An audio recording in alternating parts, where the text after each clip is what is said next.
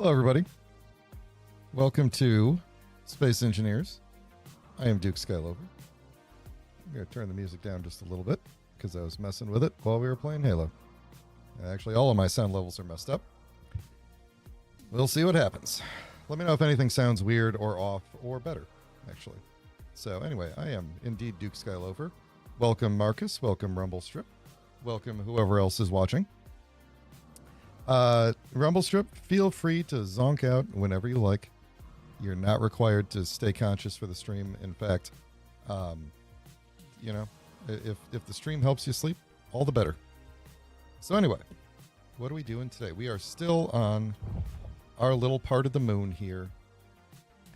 What we need to do today is get some more... What's going on with my buttons? Get some more gold. I didn't really need to walk all the way over here to get gold. Or I'm sorry, to look into the thing. To look at the gold. That's what I meant to say. So we got a lot more gold to refine. So we got to let that refine down. We need to get some more ice so we could keep refilling the... refilling the tanks. I almost said the thanks. But the tanks, there we go. Whenever I'm not touching the ground, whenever I'm not touching the base with my feet, you don't hear the... Go stand on the ground over here. You can barely hear it now. One change that I made, at least I'm trying to remember if I actually did this change or not. I changed the post-processing of the... I think I added the Magic Knights mod. I'm trying to remember what I did. I don't remember what I did. I added a thing to try to make the rendering better and bring back my glow. Not that this thing won't glow anymore because of the mod, but the ambient lights, the emissives from various different things might be glowing now. Some of them might be glowing. I'm not entirely sure. We'll have to see when it gets dark out again. And I did, because someone asked me last time if I could update the mod list to have the scripts in it, and I did indeed do that. So the mod list that's linked is fully updated, including all of the scripts as well. So let's go look into getting some more ice, because I think there was only a little bit left. And then we'll see about getting some more gold. But yeah, we got... just what's in there left. And if we look at the tanks that are on the Moon Knight, they are getting to be full, but I would like to be even more full, especially since we're going to be traveling back and I want to do at least one more mining trip. We got here with barely any hydrogen usage, so I think we should be able to get back pretty easily as well. So my goal today is to get as much of this gold refined down as possible, and then we're going to load up whatever we have left into the ship and make it back to Earth. That's the plan for today. So whatever gold we have, basically however much I need to refine to be able to fit it all into the thing, into the Moon Knight here, I'm going to do that, and then we're just going to leave with whatever unrefined gold we need to. Now I got to remember how I did this here. So, is this... That's on auto. Those are on... There we go. Okay, good. So we're going for the ice, which is not visible. It's just in this... Ooh, boy, I forgot how well this thing moves when there's no stuff in it. Where are you, ice holes? There it is.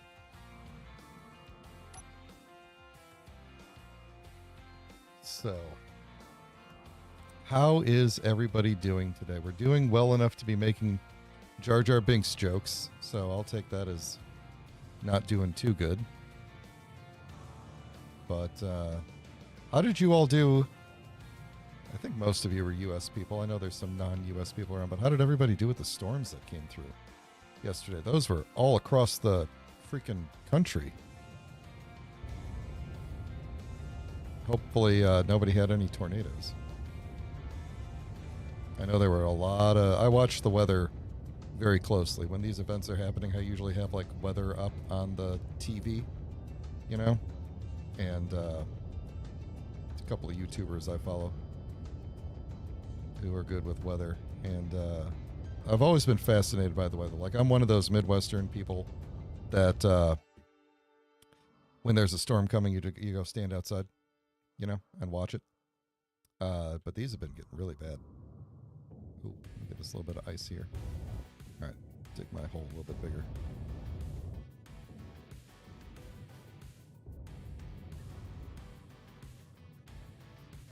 So when we get back to Earth, the plan is to basically immediately begin prepping for a trip to Mars.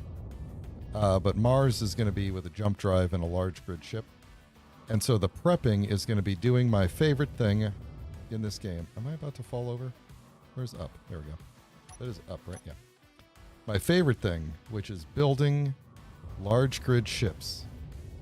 Large grid multi-tool ships in survival. So.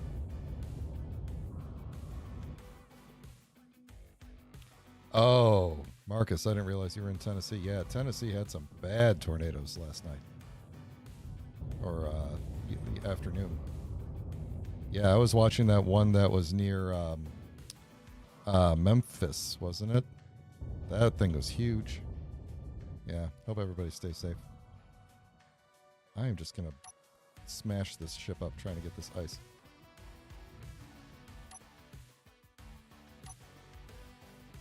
Okay, hang on now. Let's make a little bit more room here.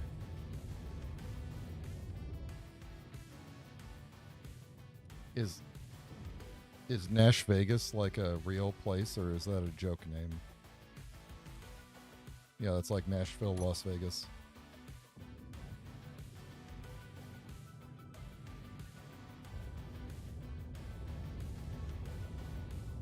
I used to love, I've taken a couple of trips to Tennessee. My wife and I went there before we were married. I think it was before we were married. We took a road trip to Tennessee. I went there in college. Just this, go to Nashville, go to Memphis kind of a thing, and spend like a week in Tennessee, because it's about a 9-hour drive for me to get there. And so that's not too bad, if you're going for a trip. But I love going there.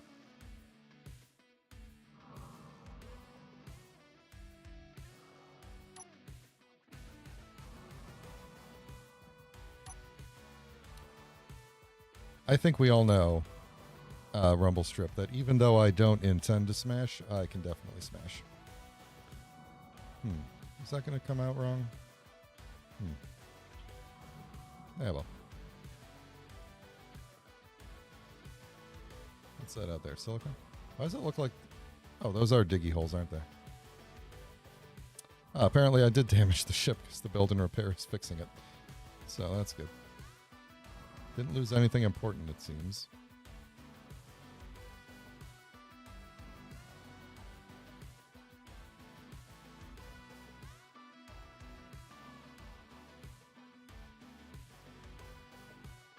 Oh, that was pretty close. All right, let me remember what I got to do here. So lock, off, fill. Okay. And the ice should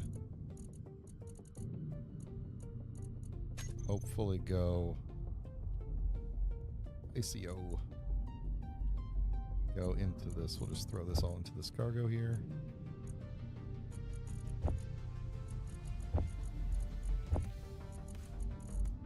And that should be, excuse me, that should be enough ice to get us home, I think.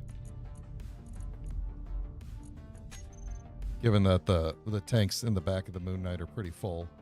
So,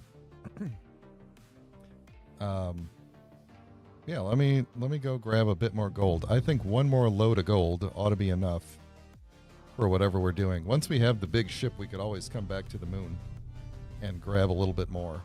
So, I'm kind of tempted to leave the miner here and just go back on the back part, but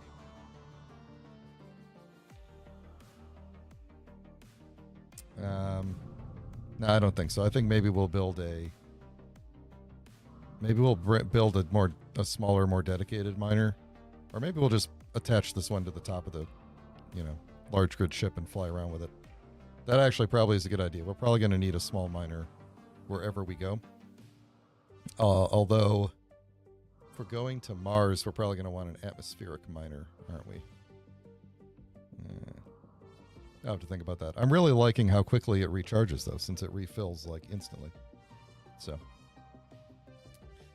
All right. Let's go get some gold. Was that gold? Does anybody remember? Was that gold mine tapped? I don't think so. I think it had plenty more, didn't it?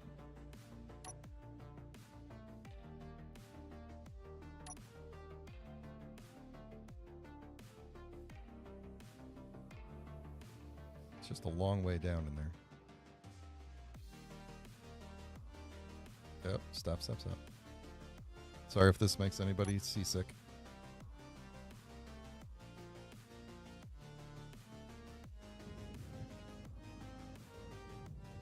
I did mess with mic settings. Does it sound better or worse?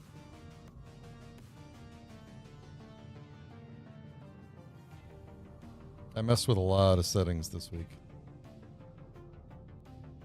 Ah, darn.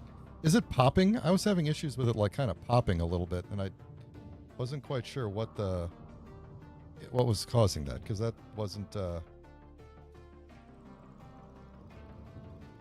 Yeah, okay, I'm far away at times.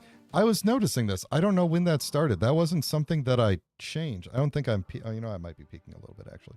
Let me... what could I be doing there? I wonder... Yeah, let me... Oh, shoot. Is there no more gold? Oh, there it is. Let me mine this gold, and then maybe we'll do some live messing with the microphone while the gold is refining. Yeah, I've noticed. So the settings that I was messing with were mostly around volume, but I'm not sure at what point it started doing the... Like, it gets kind of quiet while I'm not talking, and then I start talking, it sounds really distant. And that's not a filter or anything that I'm aware of, so I don't know what's causing that.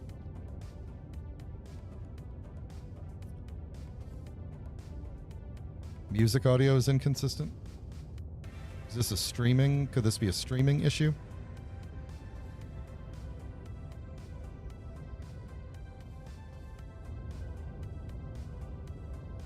Could be a streaming issue.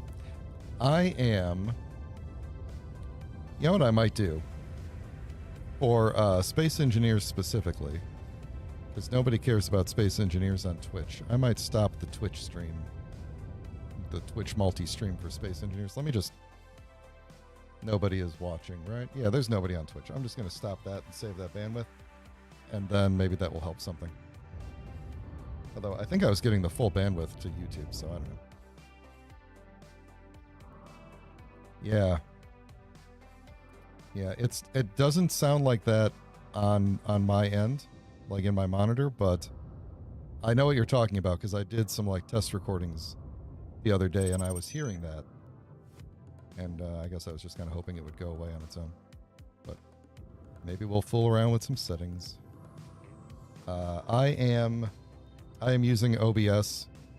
The sound effects, the filters are being applied by what's the Elgato software, the Wave software. Where's the bass at, you guys? Where's it at? It's back this way, right? Yeah. I think so. Moon bass, there we go.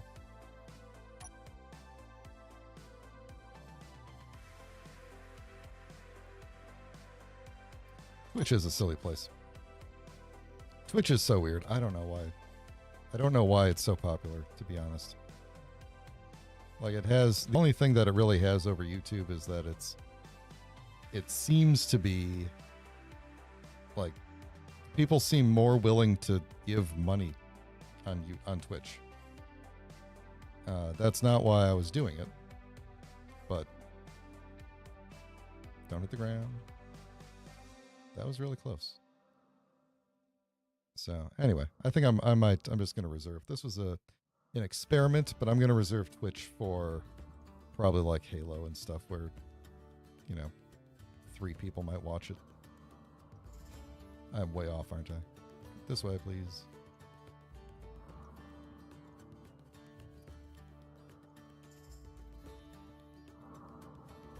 Okay. And lock. Okay.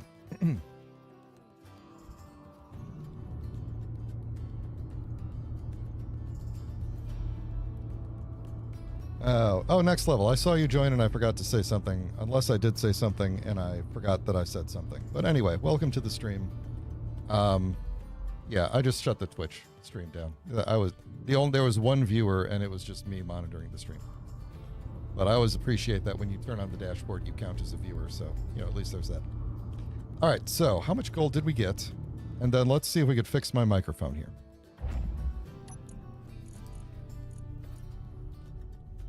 We're going to do it live. Okay, gold.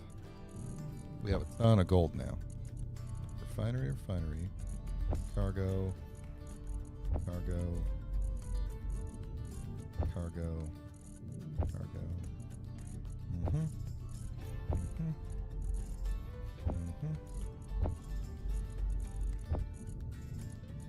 Okay. All right, so I'm going to sit in the cockpit.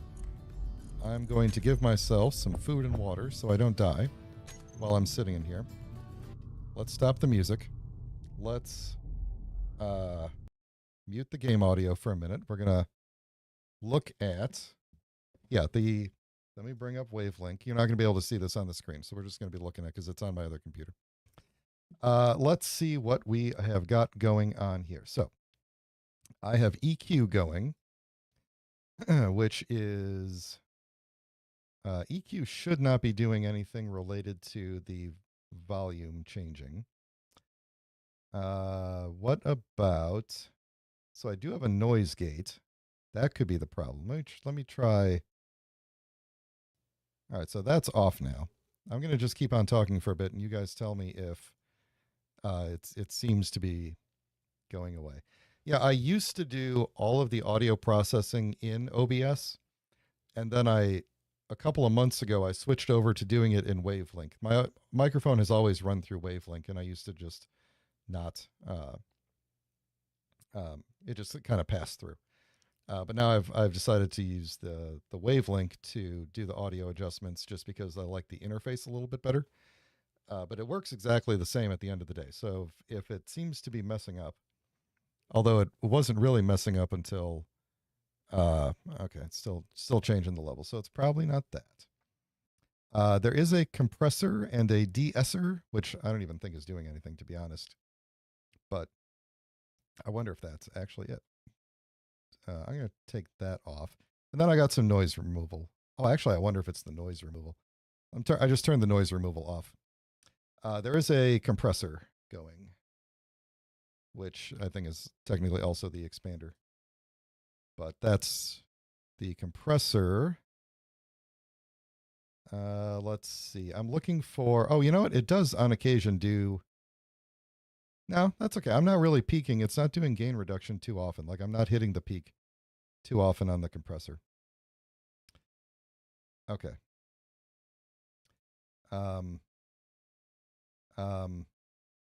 What? Okay. De-esser is turned off now. Compressor is turned off now. I don't think the compressor was really doing much. I'm going to turn EQ off. I think that's actually the thing that changes the voice the most, but I don't know. So basically all of the filters are now turned off except for a little bit of gain bump that's in OBS. Is it still doing it? Because if it's still doing it, it might actually then just be hardware related. Now I'm like nervously fiddling with my my microphone cord. So You're ah, JB, I don't know who you are, but welcome to the stream. I don't know if this is your first time chatting or not, but welcome. Thank you for helping. Um, Fading in and out. Still doing it. Oh, steady. Yeah, steady but soft now. That's because I changed the um, without the EQ and the compressor. My voice will be okay. So it's leveled now. Okay, I turned the EQ back on. Does that? Let's find out if that's doing the thing. I can also listen to myself. I don't know why I'm not just doing that. I should probably just turn the monitor on for myself. But the thing, I can also listen to myself. I don't know why I'm not just doing that. I should probably just turn the that. I think that seems to be better, right? That's more consistent. I guess I should probably need to be talking the whole time for this to work. But I'm just going to keep on talking for a minute while I bring up the refineries and take a look at what's been going on in here. Let's monitor this gold. Okay, that's good. So was it the compressor maybe? So now the compressor's back on. And is that what was doing it? Was it the compressor? I have no problem switching back to my old compressor in OBS because I thought it was really cool. Like the interface was really simple, but now I'm realizing that, okay, so it was the compressor. Okay. Turn everything else back on. Let's get rid of that compressor. Let's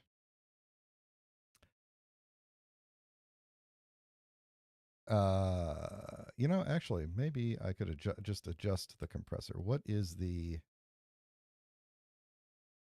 we, yeah, you know what? I'm turning it back on for a second here. I'm going to watch. I think I can tell when it kicks in. Hang on a second. I'm going to keep talking until I see it because I can see a waveform on here, and I'm going to wait until I see it do something. I'm trying to figure out if it's like, do I get really excited and then it starts to kick in? Did it do it just right there when I said excited or not? Wait, maybe hold on. I'm going to get real quiet for a second and then start talking. Does that cause the problem right there? I kind of saw it maybe a little bit when I started talking. Maybe that's the problem then. Yeah, maybe that's the problem. Is this thing's a little bit too aggressive. Let's I think we're going to take that down.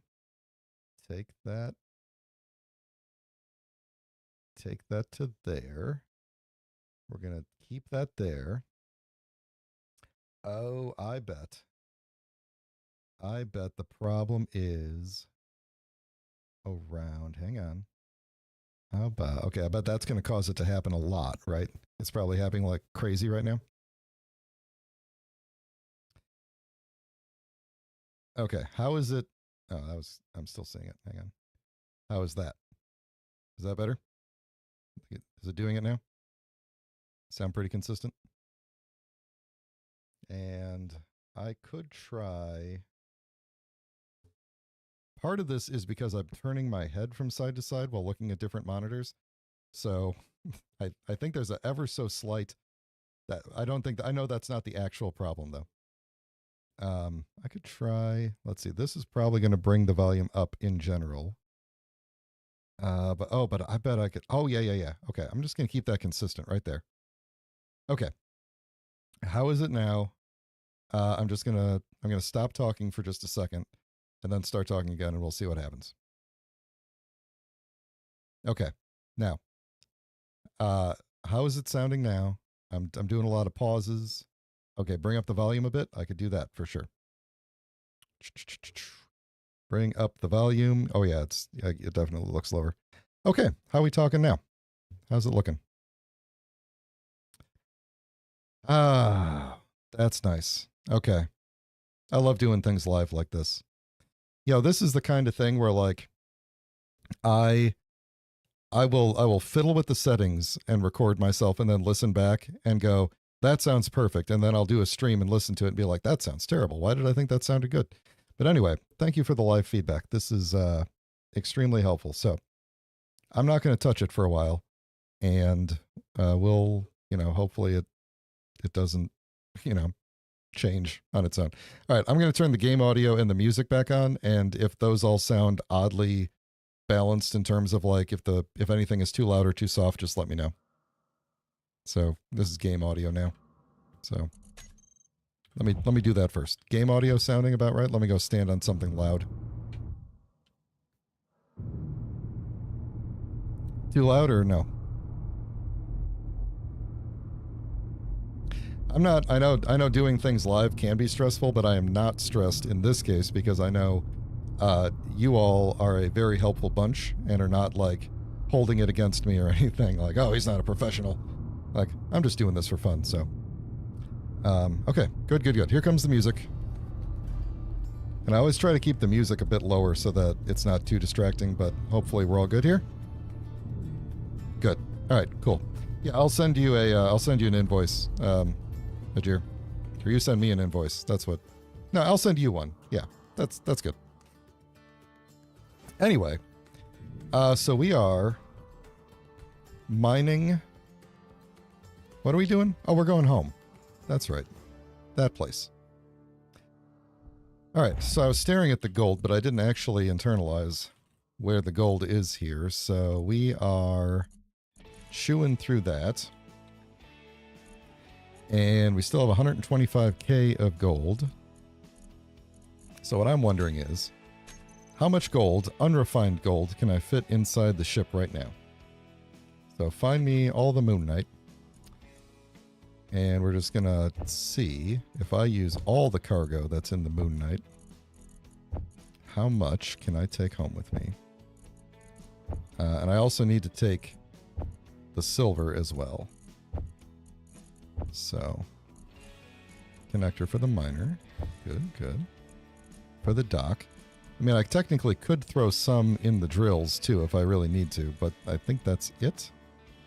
O2H2, and then the parachutes. Yeah, so, I also need to be able to store the gold that has already been processed. So, I'm going to put this all back. We're going to need to let it process a little bit more. Now, I also seem to recall. Hey, Devil Knight, how you doing? Yeah, a vertical ship. The whole ship is just going to be a stack of 27 jump drives, Rumble Strip. That's going to be the whole thing. And we're going to slap some hydrogen engines on the side, and that's it. Well, what am I even doing? What is going on? Okay. We had power problems at the end of last stream, if I recall, and I completely forgot about that and hope it's not going to be a problem right now. It is not a problem right now, so good. We're actually stable here. Because we're stable, should we try to build another refinery? Or should we just leave it alone and just let it keep on going here? Because we could build, I don't know if I have enough for a whole nother solar tower, but I don't want to burn hydrogen just now because of I'm trying to build up enough to take home with me. Oh, wait a second. Hang on. Speaking of, did I make a hydrogen engine and is it running right now? Oh. Maybe I should go get more ice then. I just remembered that we were actually using that to supplement the power. Let's go get another load of ice.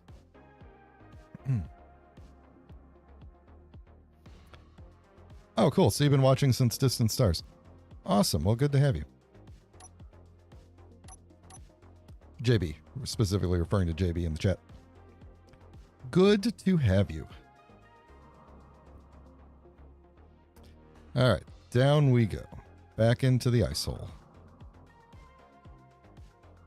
Where's the ice hole? There it is.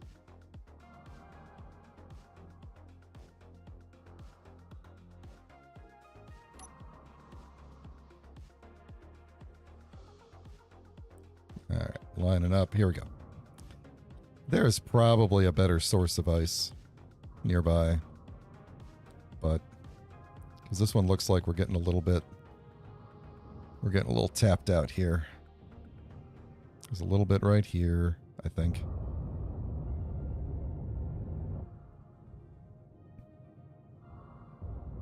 Might have to go looking for another. I saw a bunch of ice signals around, so I'm not too worried about it, but let's at least get all this out of here as best we can.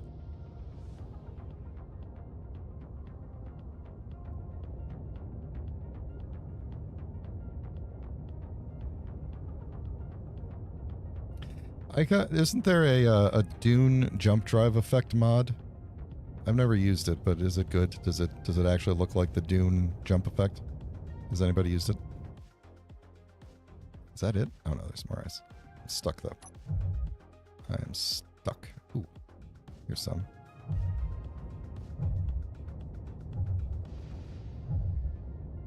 There we go.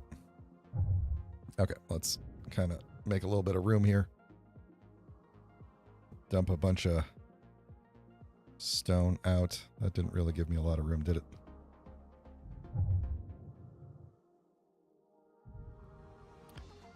Alright, so it looks like we're going... Man, I really should have built this thing with a better view. Can't see what I'm doing.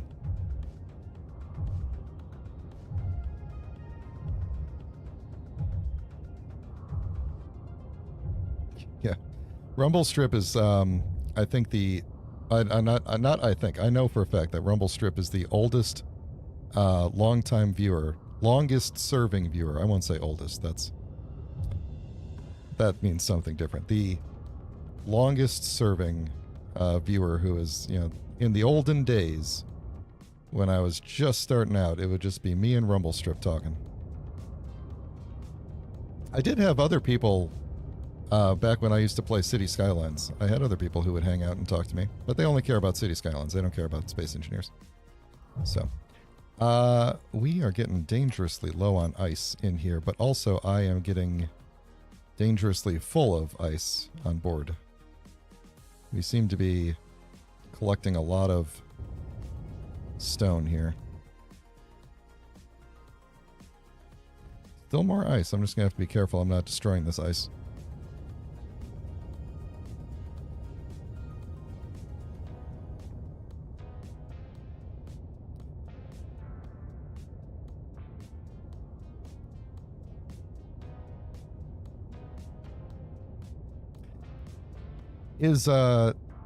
I never played Homeworld. I always meant to... Oh, there's so much ice back there. Oh, sweet. I always meant to play the Homeworld series, and I never got around to it, but I kind of got the feeling that Homeworld is like the same way, right? Isn't it like there's essentially one big ship that jumps into the, game area, and then everything comes out of that ship?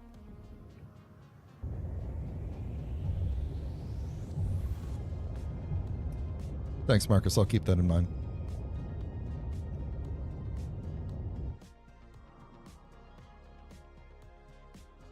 I think we're full. My light didn't go on. I gotta recalibrate that light. I gotta get an electrician out here and take a look at that. Take a look at that light. Alright, so I think we might do maybe just one or two more runs of ice and see where we end up on the gold. Because we do use a good amount of ice just getting the ice. Oh, launched myself too far there.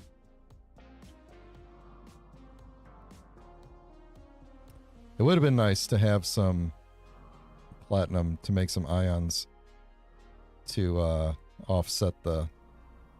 Or, alternatively, if I had left the MES mods on, we could have potentially scavenged some platinum from some people, but bonk.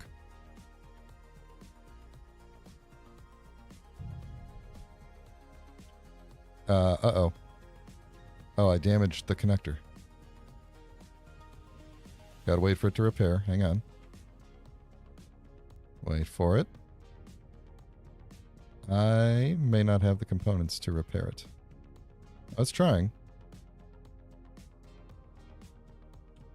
Come on. I must have really broke the back of the ship there if it's still... There it goes. Oh, wait. Hit the wrong button. Locked. Off. Fill. Okay. I must have hit it pretty hard. Okay.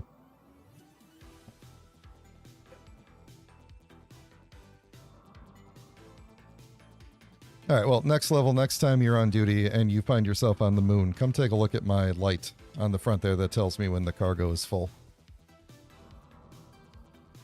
Oh, I probably don't need to be sitting here munching on food this whole time. Oh, the cockpit is full.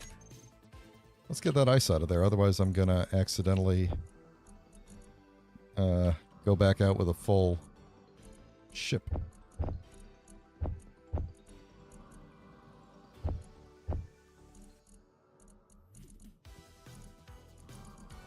Okay. That's probably not going to last too long with that generator running, but...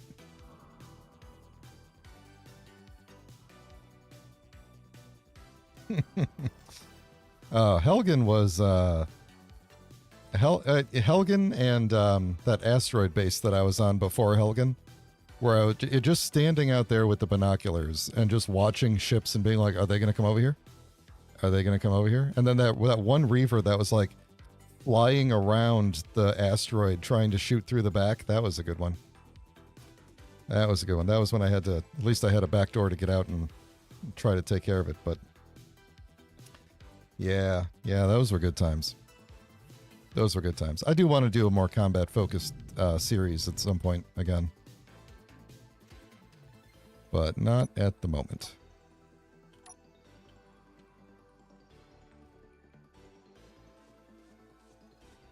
I kind of... oops.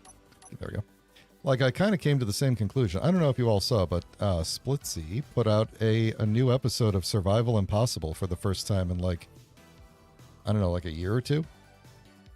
And he came to kind of the same conclusion that I had kind of come to, which is that having a lot of bad guys that are just like constantly like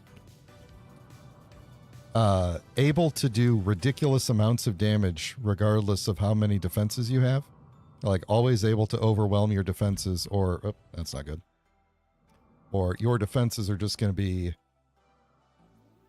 you know, even if you destroy it, you're going to take a lot of damage, kind of a thing. He took the Reavers out of his series. That was what I was getting at there. And that was kind of what I was thinking, you know, for the reason I took MES out. But he left the Assertives in, and I also have thought about doing that, just to get a little something going on around here. But I also don't have a huge source of magnesium at the moment.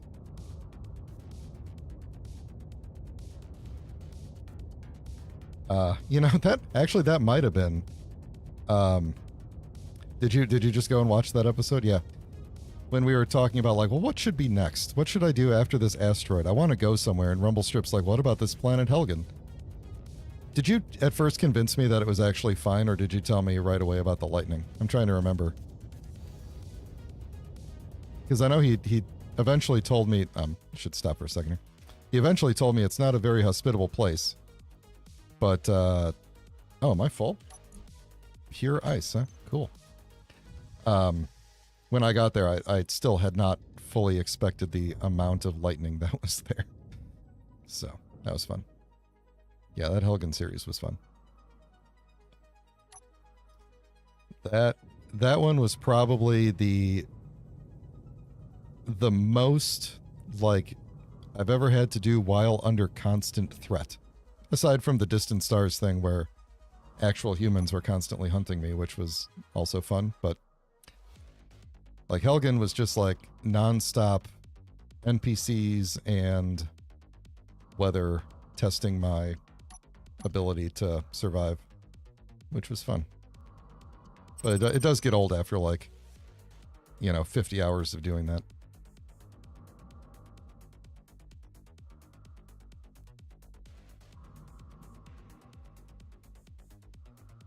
I hate flying backwards.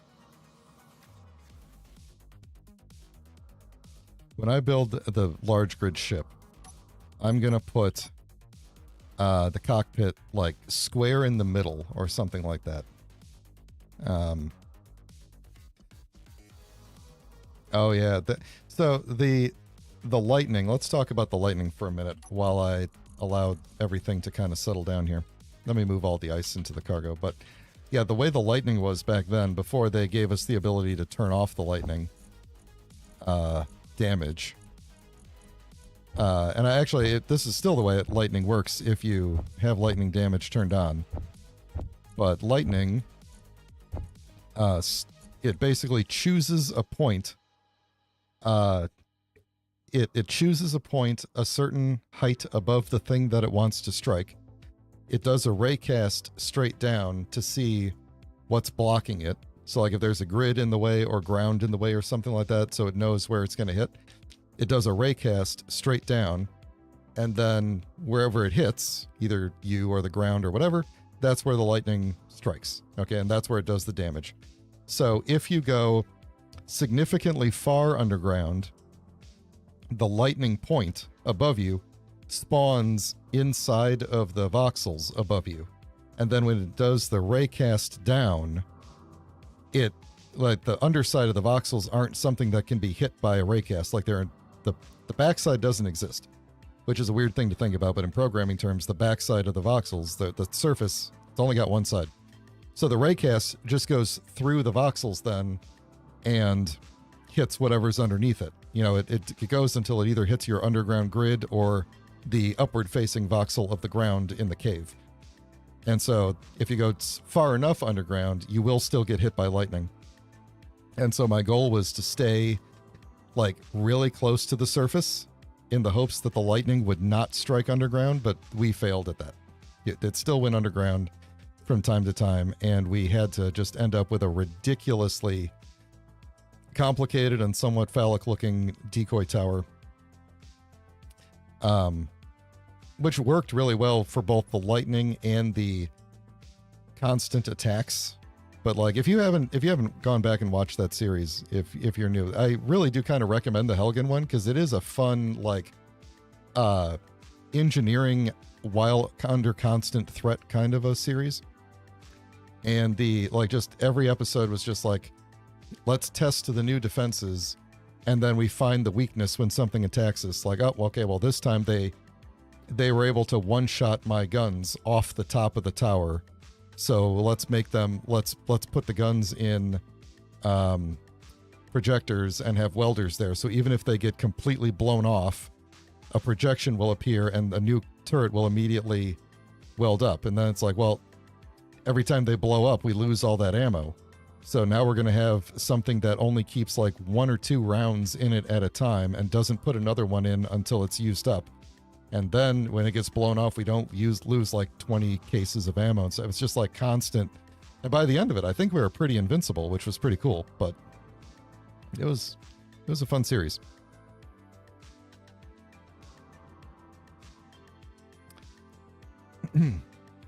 Yeah. So yeah, no, Helgen was a lot of fun. That first episode though, when we finally landed, the whole trip there, where I don't know if I should, I think I've mentioned it before, but yeah, the Save Scum trip to Helgen, that was fun. Yeah, there's a Helgen playlist. It should be in just click on the playlists tab and there should be one for Helgen. There's like a Space Engineers in Space series, which was the first half of all that, where I was on an asteroid, and then the last episode of that is going to Helgen. And then the first episode of Helgen is like I'm already on the planet. But yeah, on the way there, we were just gonna fly there directly. You know, I made like a flying truck and just kind of launched it from the asteroid to the planet. And we were like, we'll just fly there. And I got out of the cockpit to check something on the back of the thing. I swear for like 1 minute, and we just smashed into an asteroid. And then we woke up from our fever dream, and we were back at the asteroid, and did it again, but this time with a jump drive. So, yeah. So anyway, that was a really fun series. I'm not, no pun intended, but I'm not keen to do that kind of thing again for a little while, but maybe someday. I do want to get into more actual like combat stuff, which part of the goal of the series is to find some Factorum and go get them. Well, that's a cool angle that I accidentally landed on. I have a question though about the Factorum, because When I started this world, that update was not out yet, and I had MES running when this world was created, and I have not seen any Factorum spawn, even though I have the world settings should allow that. And it just now occurred to me that I have never seen any signals from Factorum spawn anywhere. And now I'm actually wondering if this whole save is hosed for that. If it is, I'm probably just going to throw MES back in and we'll just start to deal with them again.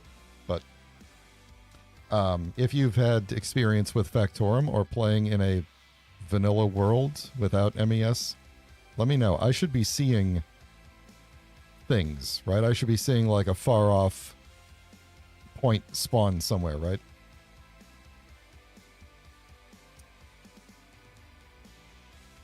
Let's go get some more ice while I talk. Let's check the gold actually real quick. How are we doing on gold? We're at 109. We're chewing through this at a pretty good pace here. So we've got almost 2K of gold right now. That's pretty good. Yeah, we're going through this pretty fast. Let's go get one more thing of ice. That one and that one. Yikes! Ooh. Boy, the zoom is so... It just doesn't want to remember where I was zoomed at. Where's the thing? Come on. Come on, come on. There it is.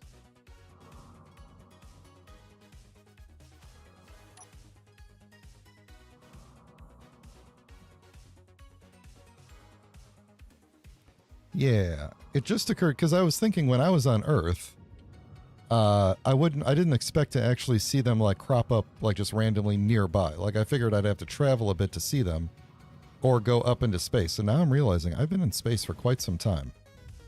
I think this, I think this still counts as space. And like the economy stuff is obviously spawning, you know. Come on. There we go. I think I have, maybe I should check. I'm pretty sure I have the world encounters turned on. But I'm wondering because, you know, MES turns them off, or at least I think it does, if there's something about the save where they were turned off because MES was there and then taking MES out did not re-enable them. But I was also pretty sure that MES did not disable the Factorum signals. But I don't know because I never really played around with it. I took MES out like right when that update came out. Maybe we'll do a quick... What time is it? Maybe we'll do a quick check to see. You know, we'll go out and check and see if that's enabled or not. Are we just about full? Yeah, I guess so.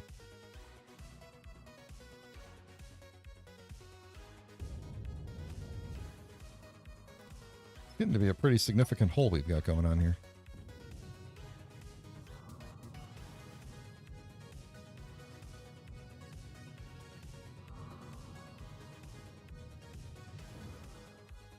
That sounded like I hit something. Did I hit something? Doesn't look like it.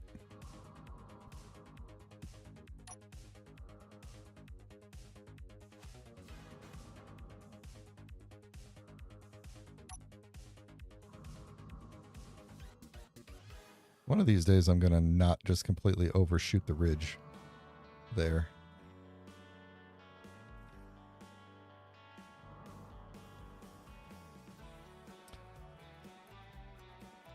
You know, it just occurred to me how much this song does not fit the theme of all the rest of the songs.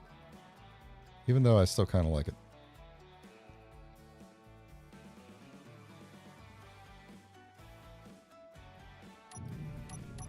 Okay. Ice. Cargo. Generator.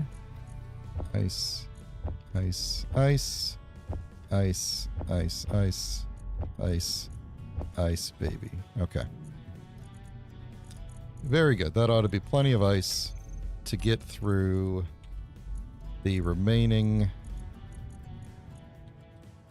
gold, maybe. I don't know. How much gold did we have before? We had like 170k, didn't we? Before I started doing microphone stuff? I forgot. But either way. Let's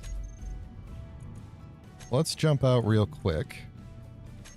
I just want to check the settings in the thing, and if they don't show up. Let's see.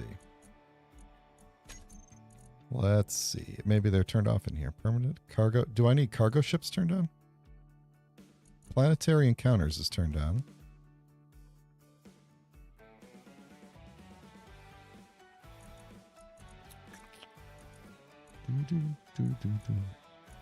Auto respawn is off. Respawn ships is on. At the top.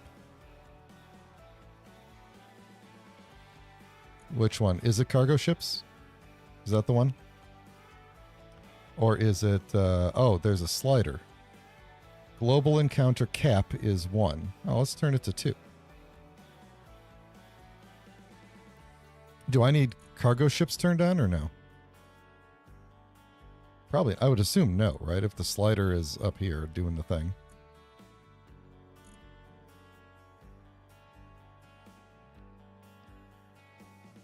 A day is 6 hours, by the way. I forgot. Didn't I up that to more than 6 hours? I thought I did. You know what? Why don't we make that a little bit? Oh, no, I was. We were going to do 6. It was going to be a quarter of a real day. That's right. Yeah, I guess that's all good.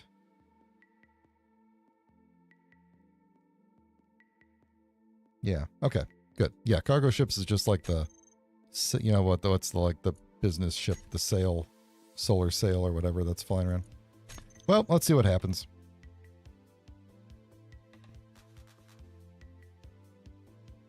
So it was on. But yeah, I could check the SBC file later and see if it's if there's some thing in it, you know, that's like disabling it or might be overriding it. I don't know what I'd be looking for. I'd just kind of be looking around. So Ramboli First Blood, welcome to the stream. Thanks for popping in. Thanks for giving it a like. Appreciate it. If anybody else is enjoying the stream and hasn't given it a like, I'd ask you to please consider doing so while I take a drink of water and this loads.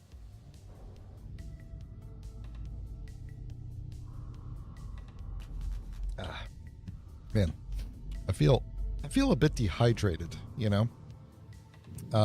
Admiral Clark, welcome to the stream.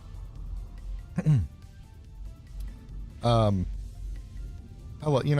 Decepticons are a big problem in my life for the most part, I would say, just kind of in general. And it's mostly because I have too many of them and they're all over my desk.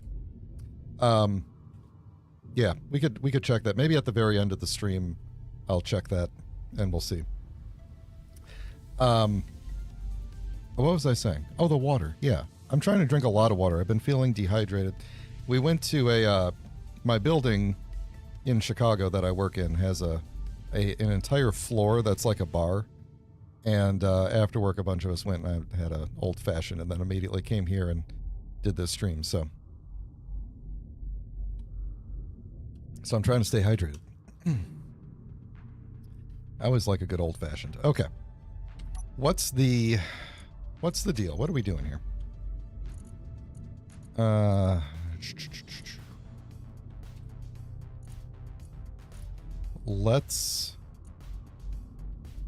are the tanks looking now?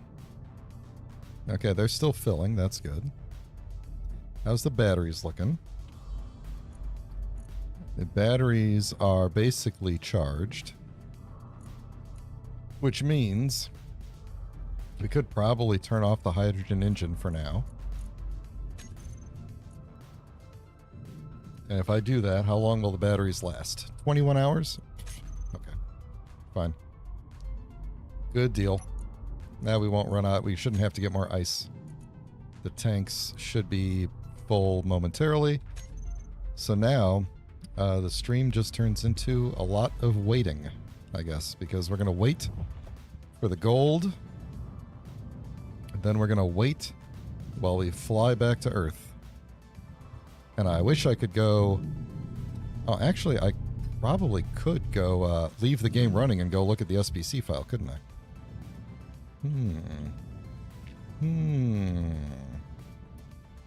Let's do that. Let's do... Oh, you know, actually, that's a good point. What's the... So I do have an unknown signal here. Where are you at? You're way over there. Okay. Unknown signals are still working. That's up in space. Yeah, there's no...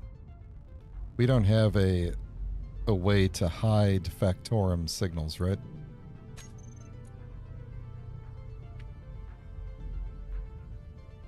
Yeah, the assertive are still in here from MES. Alright, so here's what I'm going to do. I'm going to let the game run. I am going to put this on pause. Put it on the pause screen so that you can't all see everything that I've got going on this computer, because, you know, so many secrets. But let me see if I can find where this SBC file is at. Who, off the top of their head, remembers where Space Engineers keeps their saves? Never mind, I already found it. Where is Outpost 53?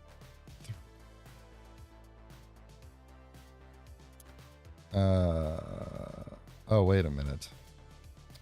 No, that's my backup saves. Hang on, I gotta find where the real saves are. They have got to be in... oh god, where would they be? User data roaming Space Engineers? That's probably about right. Let me do that. Okay, app data. This is fun. This is probably the most exciting stream I've done in a while, I would say. Alright, so I'm in user data roaming. Space Engineers. And then saves. And then... Where are you? Outpost 52. Oh, you know, it's funny. I didn't even realize, but in 2022... No, in 2020, I started a save called Outpost 53. And then didn't do much with it. I guess that's where I got the idea for this, was in my memory. All right, what file am I looking for? The Sandbox? Let's open you with... what? Oh, you didn't even suggest anything to... Okay, here we go. Okay, I'm sure chat is probably trying to help me here, and I haven't been paying attention. Secret, yeah, because we don't want to see the secret.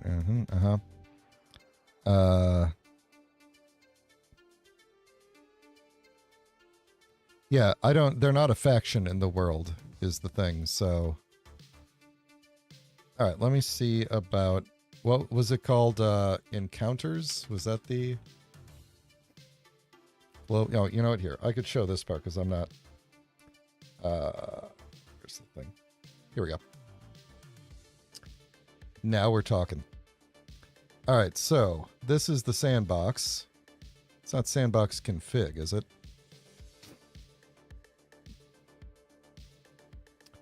Enable encounters, false. That's in the Sandbox config. That's enable encounter. Hold on. Let's look at global encounters. Global encounters. Max faction count 0. I'm assuming that's a problem.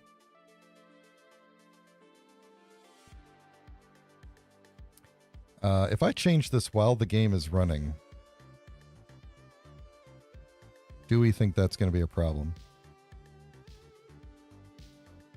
You know what? Let's shut the... I think we found the problem here. Let's shut this down for a second. Yeah, thank you. Thank you, Marcus. We're on the same wavelength here.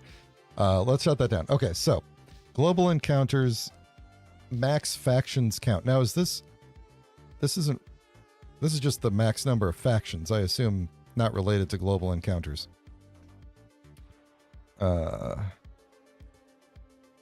Global encounters. Oh, here we go. This is what we're looking for.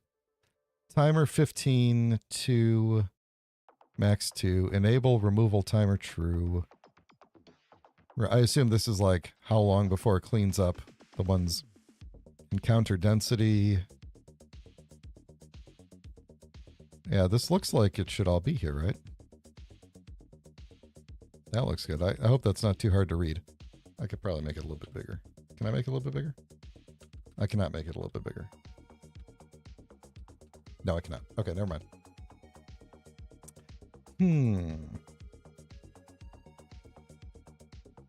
What else we got going on?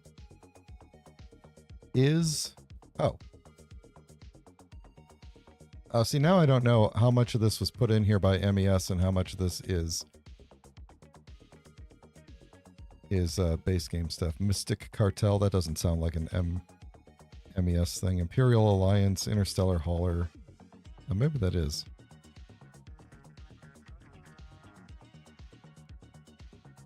Yeah, because there's a lot of stuff in here about the mods. This is, yeah. Sandbox config is where I need to be. Okay. Still looking for global encounters here. This all still looks the same. And it's set to 2, which is what I just changed it to. So I know that that setting worked.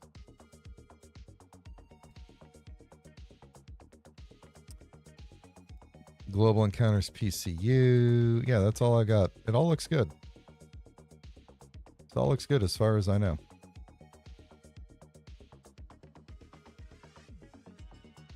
Planetary encounters also still on. Should there be a global encounter? Oh, wait a minute. Was that up here? No, it's PCU. Should there be like a global encounters, like, true somewhere?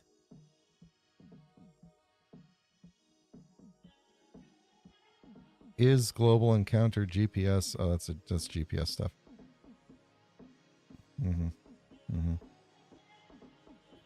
Moving. There's 96 references to global encounters in here, and I think these are all my GPSs. So let me get up. Just go on up to.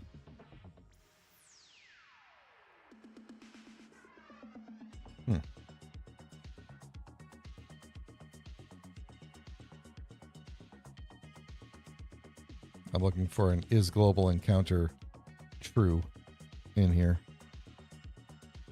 Or global encounter spawner true. Oops. Yeah, none of these say is global encounter spawner true. I wonder, is that a problem?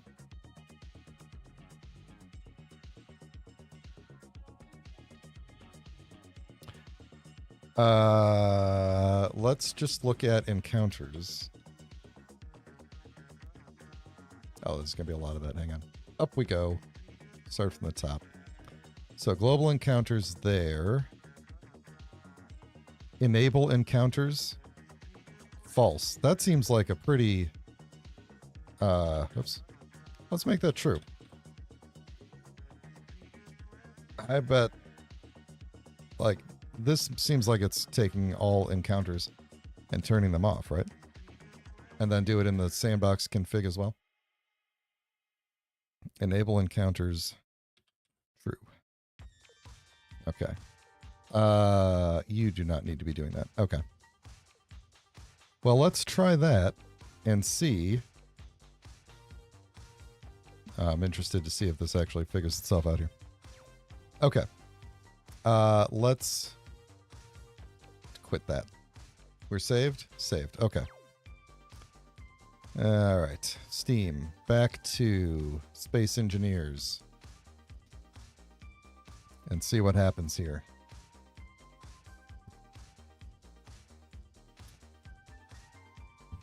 Look at all these games I have that I rarely play. Anybody playing Monster Hunter Wilds? Game is wild.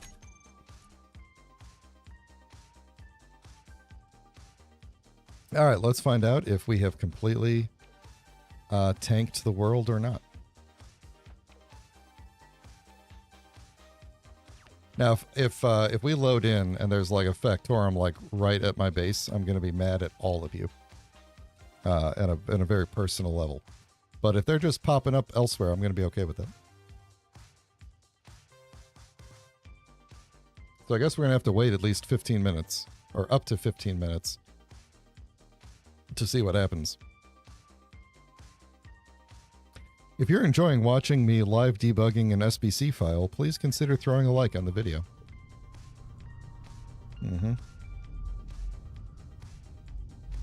I did play Red Dead Redemption 2 for a bit, Rumble Strip. It was good. It was very good. It was very good. I would love to maybe try to fit that into a stream schedule at some point.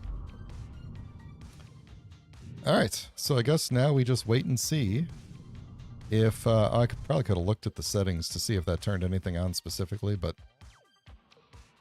yeah, I guess now we're just going to wait and see what happens here. Oh yeah, and Shrouded, that was the other one I wanted to look into. If we look at factions now, was Unknown here before? I don't remember. But, I mean, obviously that's somebody that I haven't come across yet.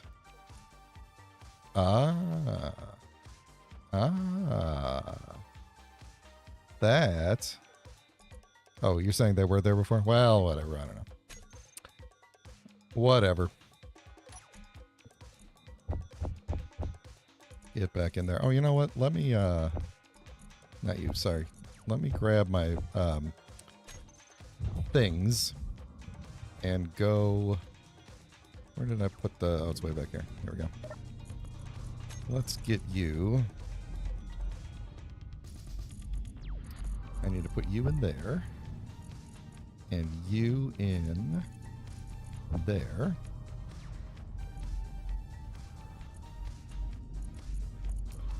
What am I missing up in here that has stopped me from making things? Was it gravel? I think I'm out of gravel. Do I have gravel in the base anywhere? Ah, searching the wrong thing.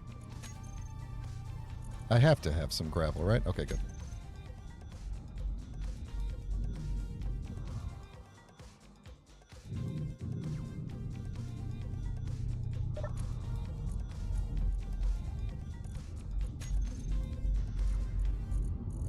Yeah, it's fine. Let's just grab all of it. That's not much.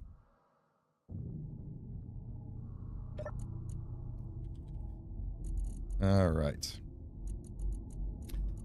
In Splitsy's new episode of Survival Impossible, he also talked about changing his survival from daily needs to something else. I forgot what it was called, like vanilla survival or something like that. And did I make a semiconductor? Why did I make a semiconductor? That's kind of weird. I'm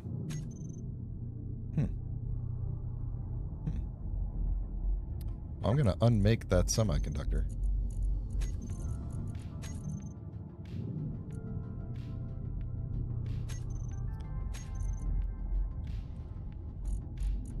All right, we're down to 92 gold. 92,000 gold. So that's good. We're making progress. Probably wait around another little bit longer, and then we'll try to load everything up.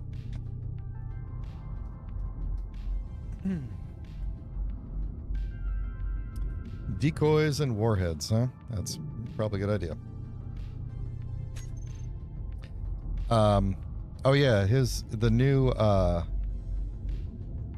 whatever survival thing he was using did require a different HUD. So that was kind of the... Was it enhanced survival? That might have been it, yeah. It also had like a radiation thing, which is something that I played around with when I used Jakaria's Nebula mod. Because you could, like, that mod has the... I think that was it. That was the mod. has the potential to have like space radiation that'll kill you if you're in direct sunlight, and that was pretty cool. But yeah, I thought that was kind of a cool idea. I don't mind daily needs. It does feel like it's kind of a heavy mod though. And the plant and cook, eat, sleep, drink, whatever that one is. I don't know. There was something about it that just seemed too micromanagey. I don't know. I don't think I gave that one enough of a chance though. Yeah, I love this. I love this HUD. This one is, I love the circles, and I just love that they're all kind of like crowded up in the corner there. And they're colorful. I like the colorful HUDs. So, alright, what can we do to entertain ourselves while we are waiting to go back to Earth? Do you think I could jump to Earth? No. I could probably use the jetpack and jump to Earth, but I would not be able to stop, would I? I mean, I'd probably die along the way from lack of power, but would I burn up in the atmosphere? Almost certainly I would. Yeah.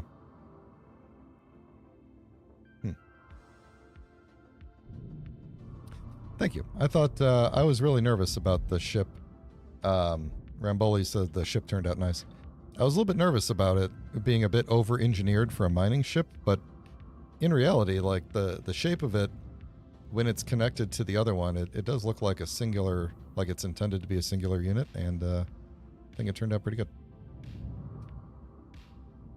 I like the way the thruster assembly in the front turned out, where it's kind of like they're somewhat isolated over here, but if you look at it from the front, there's like a cool little cross shape, but if you look at like any of the individual ones, they're kind of isolated from each other. I thought it turned out pretty good. Oh, we never figured out these things. Did these things ever light up? I don't know.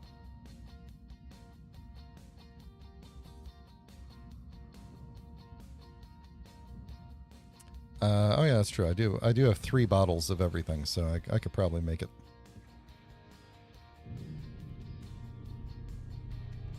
Yeah, I was originally, speaking of Transformers, I was originally thinking I would paint this like Optimus Prime, and then paint this like his trailer. And then I ended up not doing that. But this was kind of the paint style on this was very much a community effort, because everybody was throwing me different color hexes in the chat and everything, and overall turned out pretty good. Turned out pretty good. I think going back, I think I made the drills gray on purpose. But I think they look better white, so I'm leaving them white. Yay. Bounce.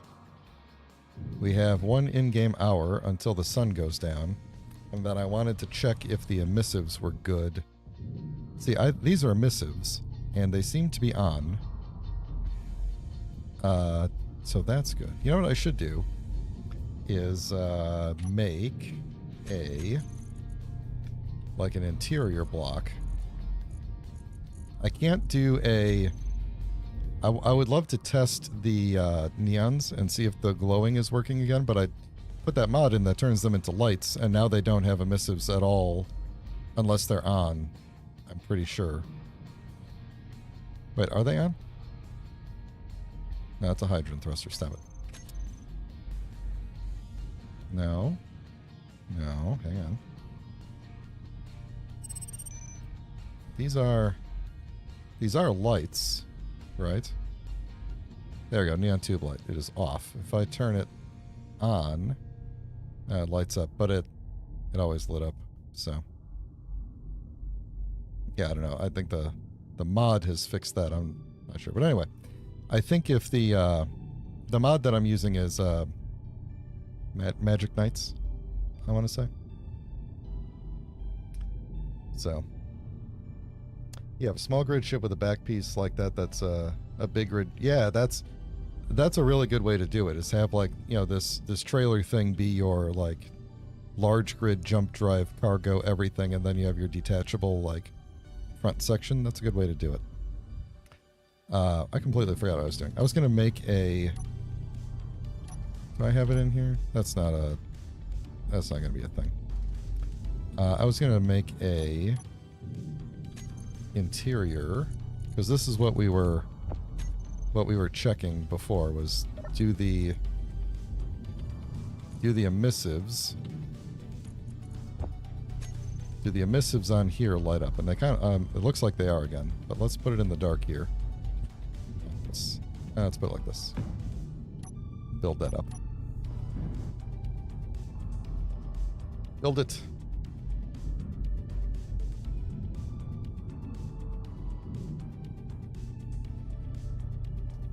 Could just put a projector on the trailer for the whole grid, separate the drill, and fly back to Earth temporarily with some big atmos on it. And up hydros and get back into space.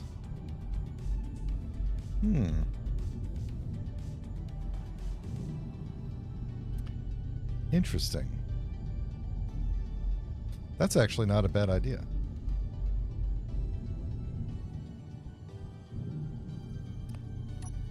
I could also blueprint both pieces separately. I'm pretty sure I blueprinted it as a single grid. But I could blueprint the two pieces, too. And then we could just build them individually. Going to Mars and the alien planet, I'm going to probably want an atmospheric miner. So we'll probably either bring the atmospheric miner that we have, or make a new one. Yeah, we'll see. I don't know. I haven't thought that far ahead.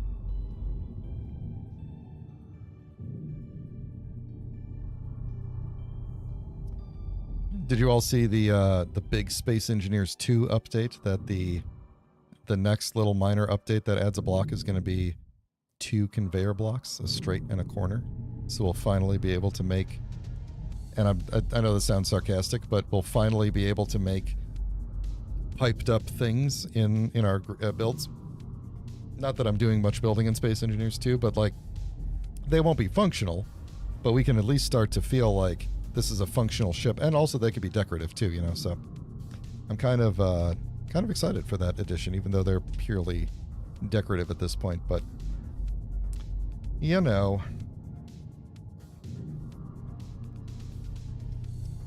ion missiles. Oh, nice. Yeah. Okay. Cool.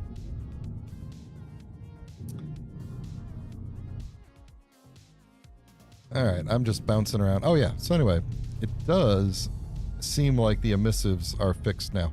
So what I didn't test was whether or not putting that Magic Knights, because Magic Knights kind of messes with the post-processing it.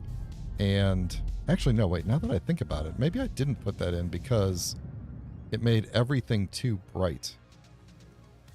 Maybe I didn't put that in because everything does not look overly bright right now. Yeah, no, I take it back, everything I said about Magic Knights. I did not put that in. What did I do? I changed the order of the mods. And that seems to have turned the emissives back on. Now I can't remember what order I changed things. I put something at the very end of the mod list. Or moved something up to the very beginning. Look, that's lit up again. Yeah. I did something. I fixed something. Somehow. But something.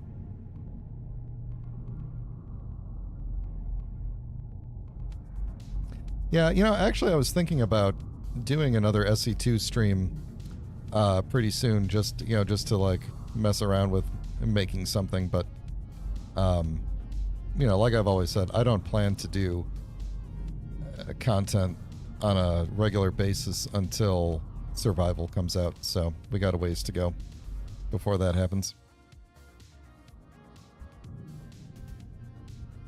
Yeah, you know, I was going to take out the neon mod, but then I realized that it's actually pretty cool having these be actual lights. So maybe I'll take them out later. I know it doesn't matter, like, you can easily take it out and put it back, but... no, the doors do not open and close yet. That's going to be like Vertical Slice 6, I think. They got to get water... And they have to get, like, where you can actually, like, simulate an entire Minecraft inside of the game. And then we'll get opening and closing doors. So, I don't know if I saw the April Fool's joke from Captain Jack that they were releasing the doors, opening and closing. Energy low. I haven't been standing outside that long. I'm sure they will get to opening and closing doors, but it may seem like opening and closing doors is a simple thing that should just kind of be there. But like if you think about what's involved in building just blocks that are animated, I'm not sure that there are any animated blocks in the game right now. And so that's a framework that they may not have built up yet, and they may not want to just copy it over from Space Engineers 1. So I think that's the reason the doors don't open, is they just haven't added in block animation. And it's also like the block changes its hitbox and everything as it opens and closes and stuff. And I think that's just they're prioritizing other things, and they'll eventually get to that. Like, it's definitely happening. It's just funny that you wouldn't think about that as a thing that they would have to spend time, building, but like that's a, yeah, the gyro. So but like the door is an animation for sure, and so the gyros do animate, but like the door is also like the moving hitbox thing. I think is probably also is probably the bigger thing. Like, they will definitely do it. It's just they haven't done it yet.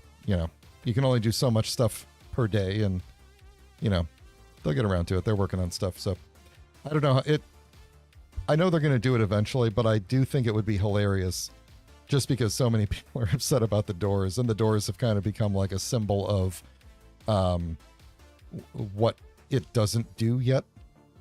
I just think it's funny. Like, if they wanted to just wait till survival to make doors, which actually is probably pretty realistic of them to do, but just wait a while on the doors. Let people engineer some doors. Back in the old days when we didn't have the hangar doors yet, and there was all sorts of engineering we didn't have hinges yet. And so, like, all these doors were being made with rotors that were facing all sorts of random, wacky directions and everything, so.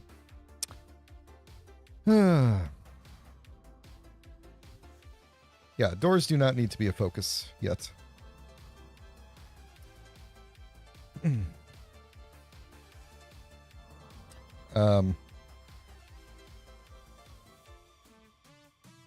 Yeah. Yeah, no, I agree. I think it's hard for some people to understand the long road that it's going to take to get Space Engineers 2 to be a real game, and that it is not intended to be a real game right now. And so it's like, they've said on many occasions, if you don't think what's in there now is worth your money, then don't buy it yet. And I 100% agree. Like, if you want to support them financially, then you could do what I did and just buy it and don't play it, with the assumption that, the hope and the confidence in their ability to deliver, that it will eventually be a playable game, and that, they don't pull like a City Skylines 2 on me and, make a game that is basically unplayable from the beginning, but is considered fully released, and then it's been over a year and it's still, it's like, well, we got an update. Oh, that update broke a thing. Okay, well, now it'll be, 3 months until the next update or whatever, and then we'll fix that thing. So, Space Engineers 2, I feel like they're doing it the right way, but it is difficult to balance the hype for what is literally the bare minimum of a game versus the reality of, this is the bare minimum thing that could conceivably be called a quote-unquote game, and that it will take a lot of time to get there. And so I know we've talked about this in the past, but like, they do need to continue to hype up SE1 as much as they do SE2, if not more, because that's the game people are still playing. And that's the game they still have updates coming out for.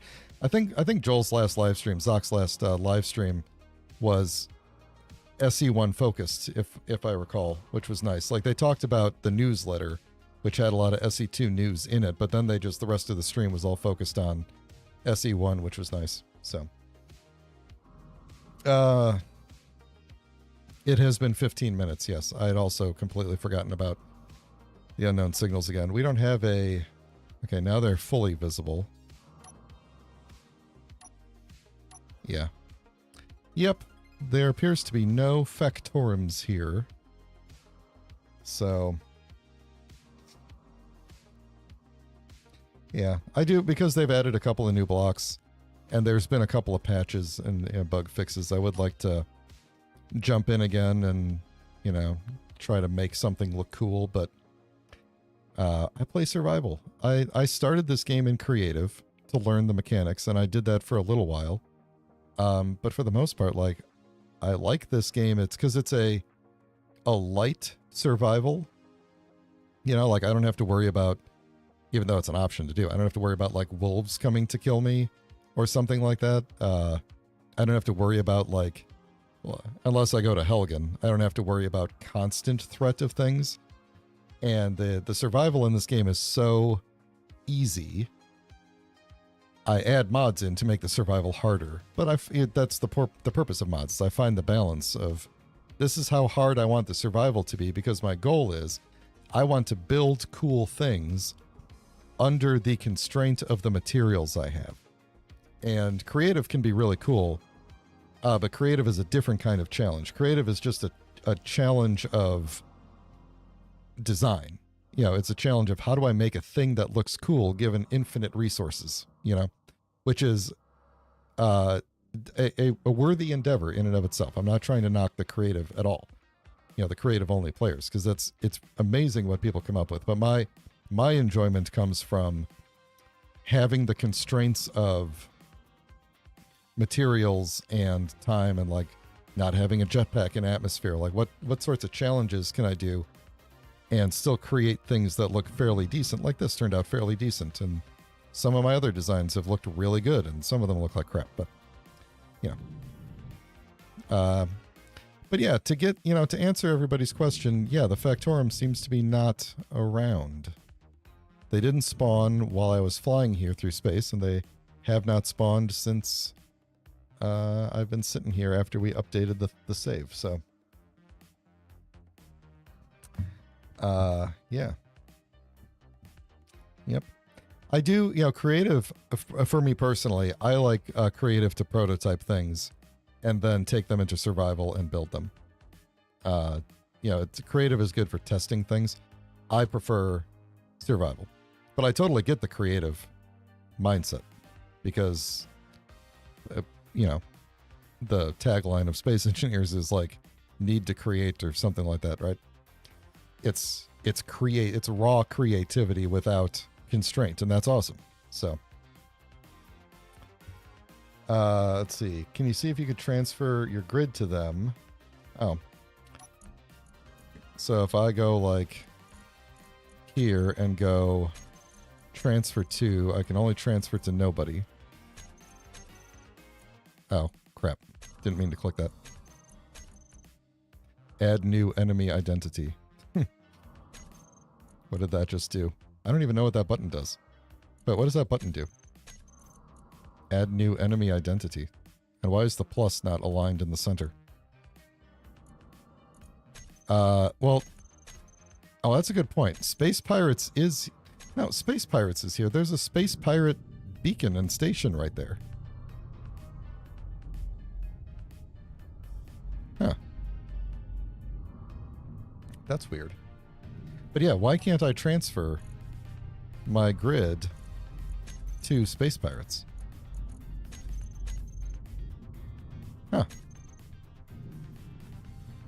Huh. Huh. That's weird. Okay, check the entities list.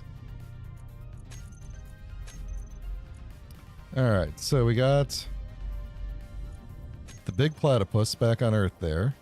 We got the buzzard sitting there, apparently kind of clipped into the ground. The dromedary's still sitting there. We got this outpost that's on the other side of the moon there. The Icarus is still there. We got an orbital station. Luna base. That's the Luna. It's not on the moon, but it's on the ice. The moon base, which is on the moon. Moon Knight. Outpost 52. Then we got this miner, which is apparently just burning fuel. Okay, we're going to have to fix that when we get home. Oh, that's the miner itself. That's the miner on the back of the platypus. The pirate base in orbit there. And then the other station on the moon. That's all the grids. So that be all the grids.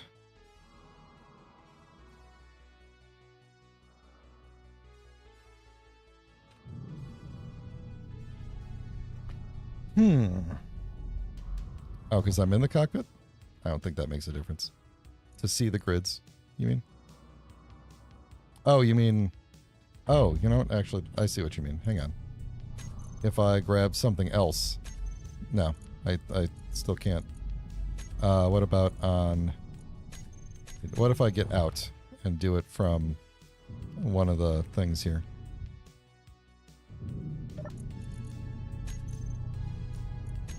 Yeah, no. Weird, huh?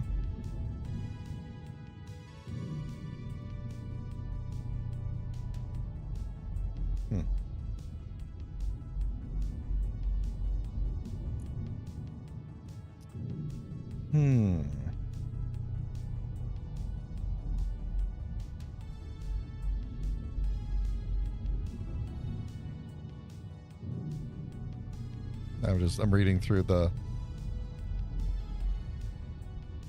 chat here, making sure I didn't miss anything.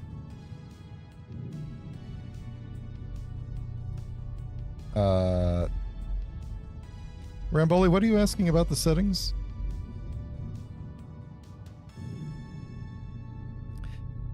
When this happened to me, I had to reboot Steam? Huh. Did you try turning on Creative Admin for a moment? Oh boy, we're back to debugging live, huh? Alright. Oops. Wrong button there. Okay. Creative mode is on.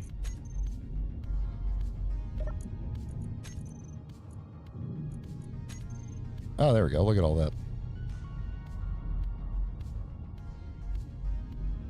Yeah, that's everybody. Oh, there's the Factorum right there. And there's that random NPC that I created. So, yeah, they are. So now you can see them.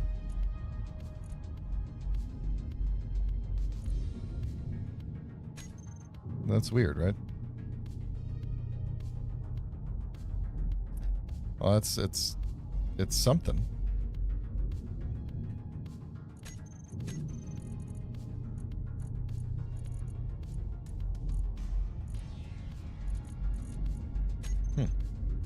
Well, I don't know. Let's see how the gold is looking. Ah, we're getting close. We might be able to just grab what we have and go. Because we're really bringing down the volume here.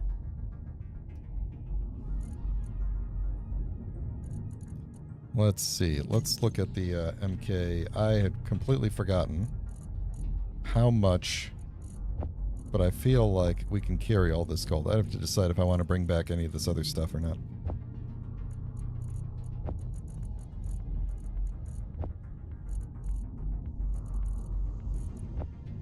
Yeah, there we go. So we can basically bring back all the gold right now. We can't bring home all the ice. I could... Oh, I gotta bring home the silver, but that's not much. That's a lot of iron. But I can fit it all. I think I could basically bring everything home. I don't really need the silicon. Actually, I should probably bring some of that silicon. Yeah, I might just leave everything else up here. Grab the gold out of the refinery here. Oh, wait. No, there's still a little. Let me stop that. Let's let it do a little bit more, maybe like this much. Let's let it churn through that much, and then see, plus what's already in here. And then we should be able to fit that plus a good amount of everything else that we've got here. So, like, I don't really need to bring home, but I would like to bring home. Actually, no, let's not. We got nickel and silicon at home. We have nickel and silicon at home. That is a lot of silicon, though. I'll bring a little bit. Gonna bring all that iron, though. We always need iron. Everything else I'm gonna leave up here. I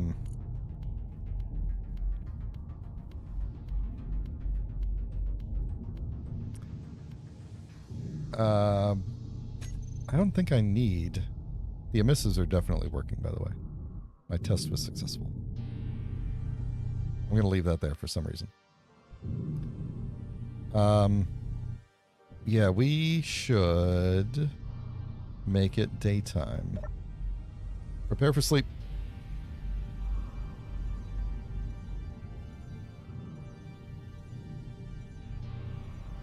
That's a thing that I yell right before I go to bed every night. Prepare for sleep. And then just fall asleep. And now it's bright. Oh wait, let me see if the sun is glaring. I'm still trying to remember if I put magic nights in at all. Or not. Oh my god. This jetpack has no... Okay. When I put it in, I believe the white parts of the ship... What happened here? When did that happen? Okay, we'll fix that in a minute. Yeah, the white parts were just completely blinding, so... Alright. Let's grab you and fix that. I don't know what's going on there.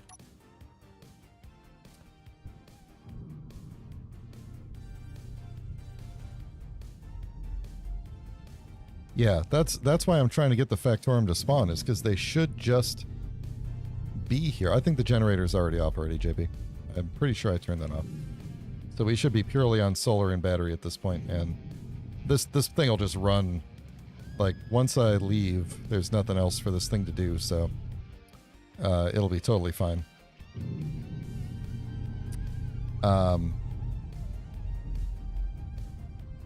What did I do in real life? Oh, prepare for sleep. Yes. What?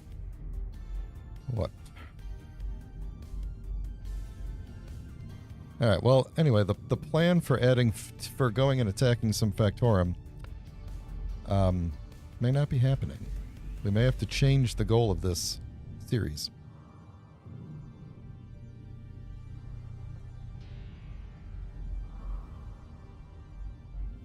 I could. I mean, I could go to that faction and change the. You know, give it some, you know, change the reputation for that faction. But I don't know. I don't think that should have any effect.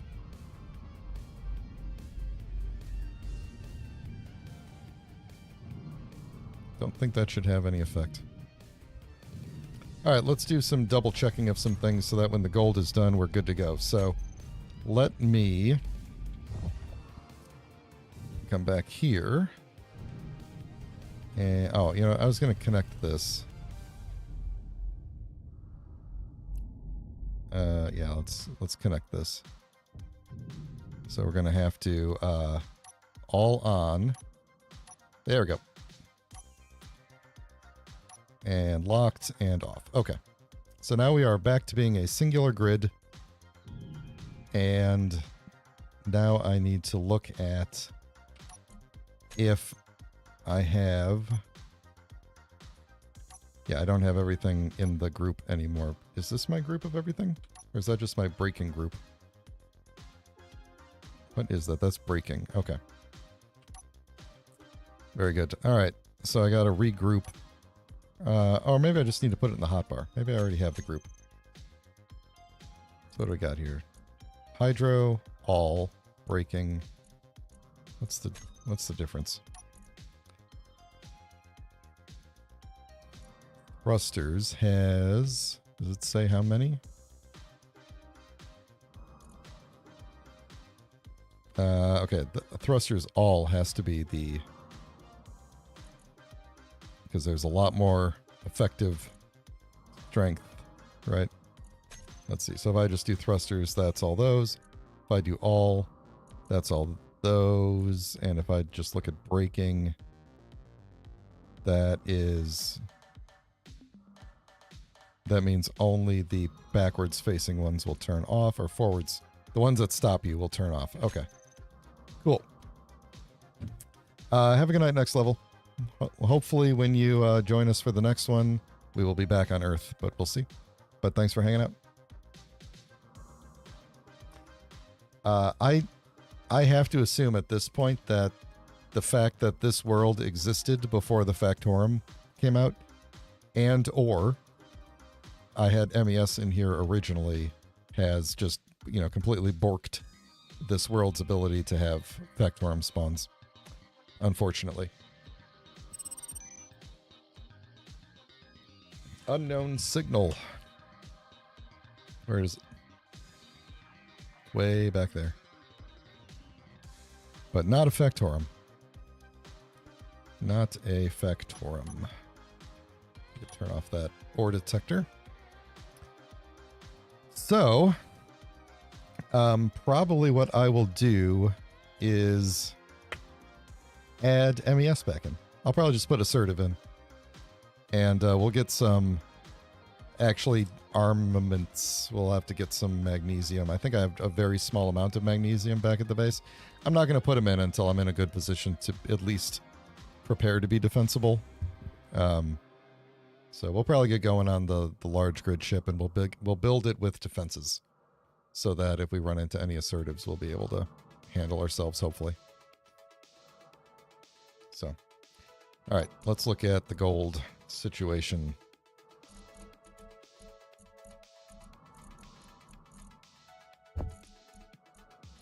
We're getting there. It's taking its time. If we look in the refinery here, this should give us a time? No, 20 minutes. I don't want to wait that long. Oh, you know what though? You know what we could do? Let's just leave it here. Yeah, here's what we're gonna do. Here's what we're gonna do. This is I'm an idiot. We don't have to bring all of this gold back to be refined back at the base. We could leave a whole bunch of it here and just bring back like enough, and we'll come back. We'll just, on the way to Mars, we'll just swing back and pick it up. So it'll all just refine itself. It'll be fine. And it's almost certainly not going to fill up the inventory of the refinery, so not really worried about that. So yeah, let's just, we'll take a good amount of it, and the rest of it we'll just throw this somewhere. Let me do this, and then put you there, and then we'll grab a bit of silicon. I guess I could bring more of that silicon and some of that nickel with me as well. Still a lot of silicon. We're going to get really heavy, and I don't want to get too heavy. That was loud. Windows wants to know if I want to fill out a developer satisfaction survey on my other computer, and it's just binging very loud in my ears. So I'm dissatisfied suddenly. Okay, so I think that's good to go. This is the cargo we're going to leave here, which is fine. Let's double check the hydrogen tanks are full. Good. The hydrogen engine on the base is off. Good. What else? The parachutes. So after we get up to space, you have to remind me to auto-deploy the chutes. And, oh, the ascent script. We want to, where do I do this from? Oh, wait, I know what I have to do. Hang on. Ascent is on. Okay, good. So I have to find where I left that in the toolbar here. Did I leave it in the toolbar? No, apparently I took that out. Let's put it... Yeah, we can put it in here. That's fine. Not the button I wanted to push. That's the button I wanted to push. All right, we're going to move our O2 gen over to here. And then I need my Ascent controller.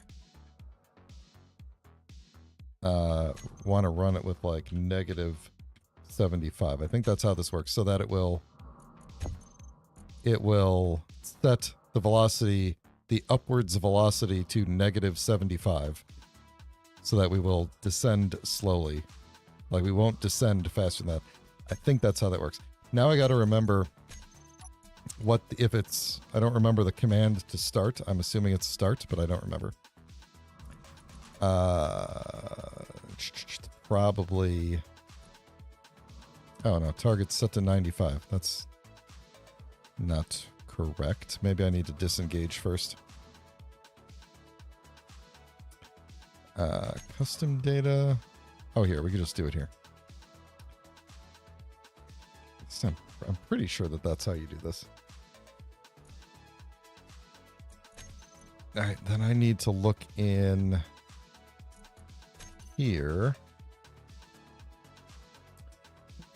Sit in the flight seat and add the script to the toolbar. Run and leave empty the script. Looks for occupied. Yeah. Press the button. Run and leave the argument empty. Press the button you set up in step 2 to turn cruise control on and off. Okay.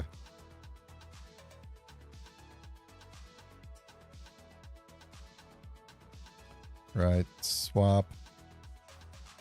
Okay. Controlled descent. This is an unintended feature. You can set the target speed to a negative value. If you do, you have a controlled descent backwards. Be sure to take manual control when you get close to landing, and be careful aligning the ship properly. Right, okay.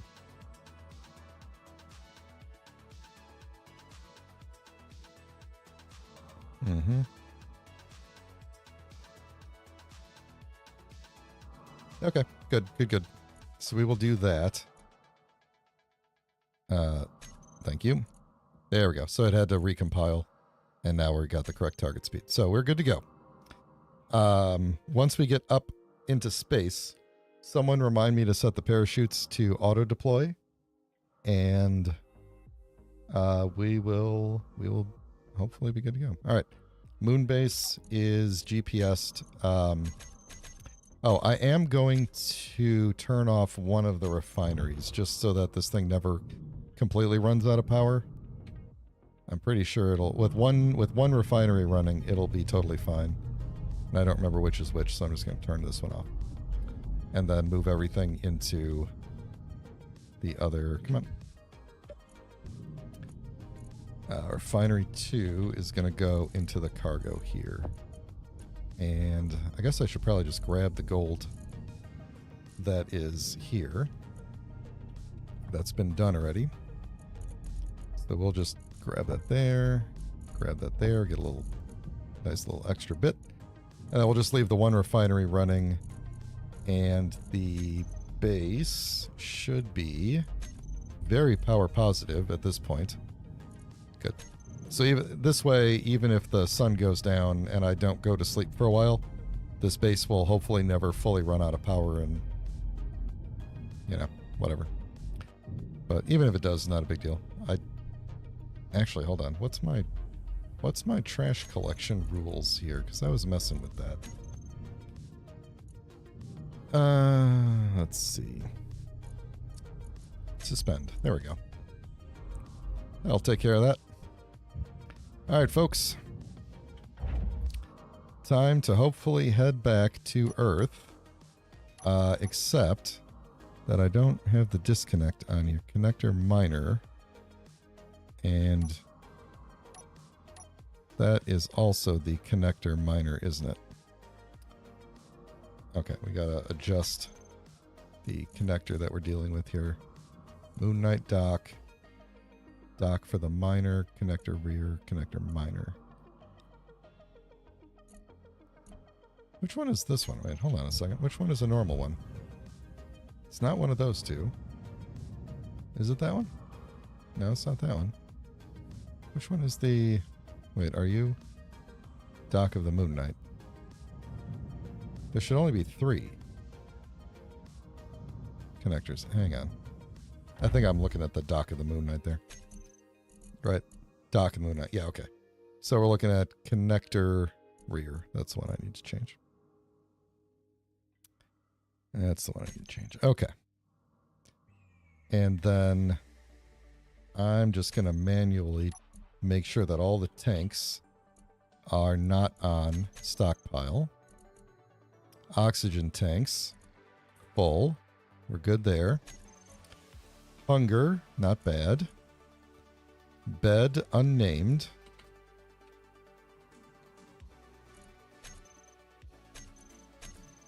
Did I leave anything else unnamed up here?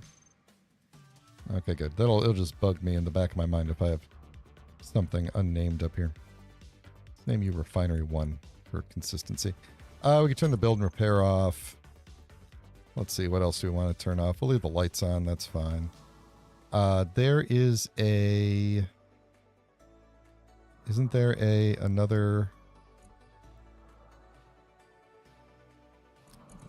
Don't I have... oh, you know, let's see. Is the assembler using any power? It's not building anything. We'll leave it on. There should be like a... Oh, yeah, here we go. Oh, that's already off. Okay. Good. Okay, cool. We are good to go then.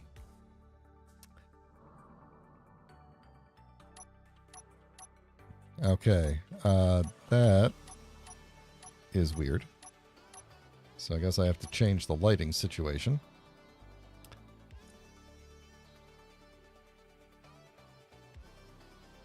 Some of these are on and some of them are off. Now they should all be on. Okay. Very good. Okay. Thrusters on. Disconnected. Attempting to fly. Oh, geez, then I smashed into it. Okay. All right. Did I break that connector in the back? No. Great. All right. We're going to just kind of point up and see if we could just break out of gravity. Hang on. One moment first. Let's get a GPS of where the Outpost 52 is so I know which part of the planet to aim for. Okay, so we're aiming for that way. I was about to go to the wrong part of the planet. All right, let's see if we can get out of atmosphere without burning too much stuff here. I should probably have... I could have used the Ascent Cruise Control for this part too, actually. Let's turn off... Hang on. Braking thrust. Oh, shoot. I turned all the thrust off, didn't I? All on. Thank you. Braking thrust off. There we go. This thing is very heavy. But luckily gravity is low, so... And we have a lot of hydrogen. But we are coming back a lot heavier. Actually, no, we're probably not coming back much heavier than when we left because we brought a bunch of stuff with us, so...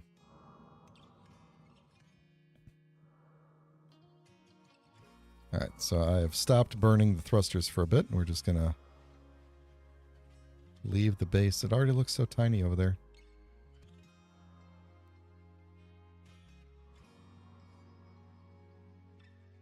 I love how easy it is to get off the moon. It's just a gigantic asteroid, really.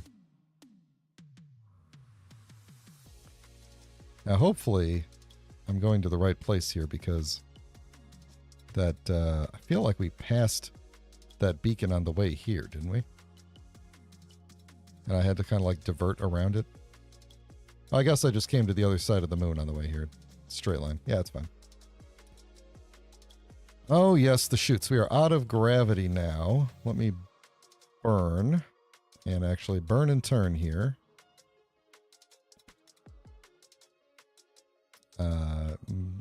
Yeah, we're fine. I don't need to be in the dark or in the light. All right, chutes. Thank you, JB. Auto deploy at, and they are on. And we're going to double check that they are in, that they have stuff in them.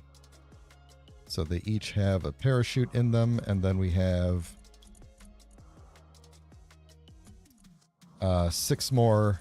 We have enough for 2 landings. So hopefully we'll be good. All right, so we're going to try and, let me kind of adjust myself here a little bit. Because we're going to try not to get sucked into the atmosphere too soon. Oh. Well, no wonder we were going so slow. The thrusters on the back are turned off. How did I manage that? Hang on. Then I go here and I go, oh, weird. Well, actually, that's probably okay. I mean, we're already moving at max speed here, so. All right. So the rest of the stream will just be slowly drifting back toward the Earth. Goodbye, the moon. Thank you for your stuff. We could stop and mine some more silver if we feel like it. Maybe if we come across an asteroid directly in our path, we could do that. But actually, maybe not, because if we come down to the planet particularly far from the outpost, I do want to have enough hydrogen to be able to fly back without running out. So, because I didn't make a GPS above the planet. I meant to do that, like make a GPS directly above the base outside the atmosphere so that I know where I need to fly to in order to be able to just drop straight back down. So I would love to be able to get up and go refill my water right now, but I'm afraid I'm going to crash into something.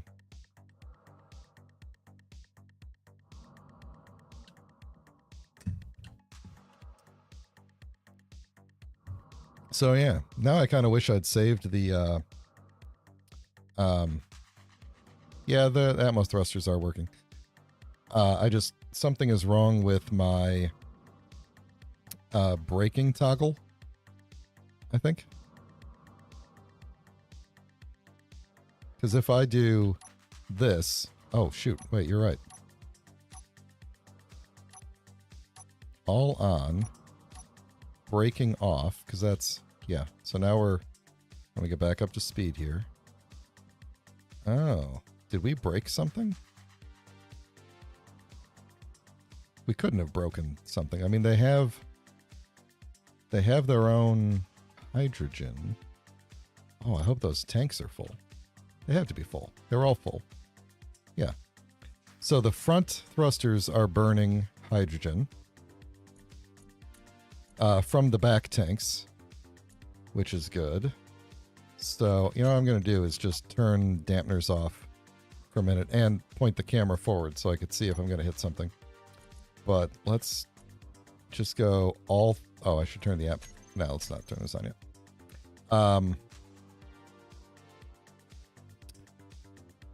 All is all. Okay, now they're all on. If I turn braking off... Oh, you know what? I know what the problem is. This front group isn't all of them. It's the wrong group of thrusters. It should be these. There we go. So if I do that, now even the braking thrusters are on. If I go here and do off, now all those are on and the braking thrusters are off. So that works. Okay.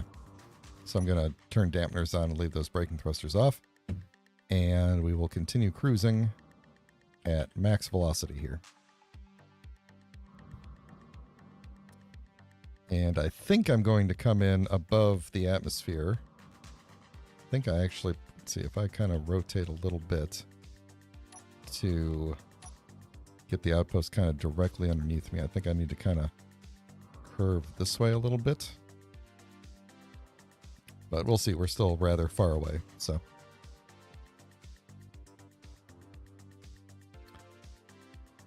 Yep. Yep. Mars, you will be next. Ship did turn out good, though. I like the design of it. Potentially too many thrusters, but I don't know. Can you have too many thrusters? Experts disagree.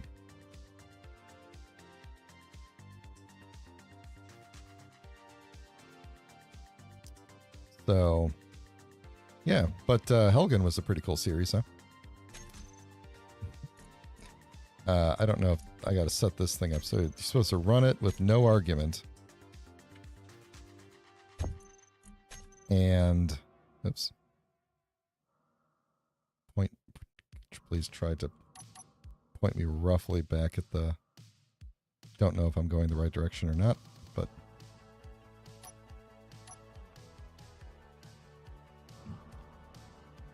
Yeah. Yep. All right, so when we get back to Earth, assuming we get back in one piece, we're going to finish refining all of that gold. And then, immediately we're going to start working on the large grid ship. So we're going to have to put it somewhere. Now, originally, I wanted to build the large grid ship in space and go up and down from the planet to bring resources up to space. And I might still do that. What do we think? Should I build it on the planet or should I build it in space? In like a space dock kind of a thing. And then I would just have to go down to the planet. We'll build a smaller hydrogen ship that might just be like a, essentially just a cargo rocket that we can go up and down from the planet, and I could go down, get a bunch of material, and then bring it back up to space. Or should I just build it on the planet and take the whole thing up to space?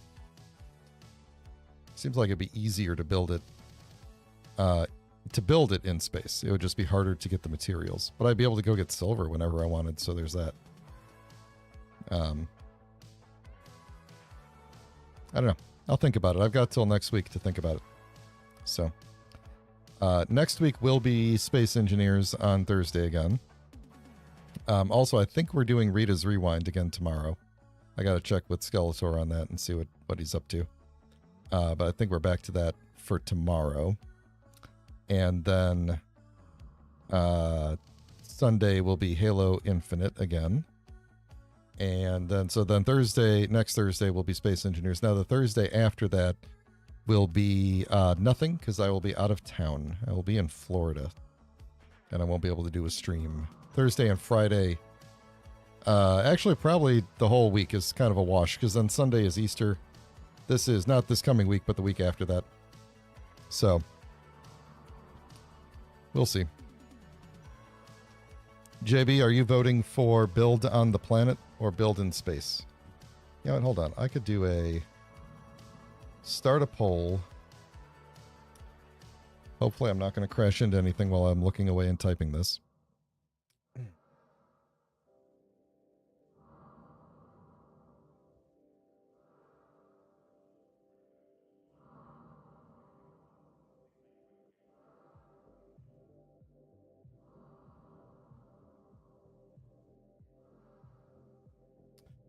Okay. Build. Should I build the big ship in space or on the planet?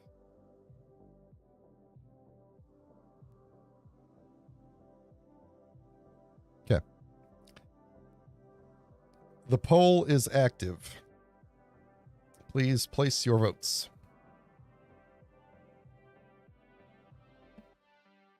This vote, as always, is non-binding, so I may choose not to do it. But I would like to get everybody's thoughts on that.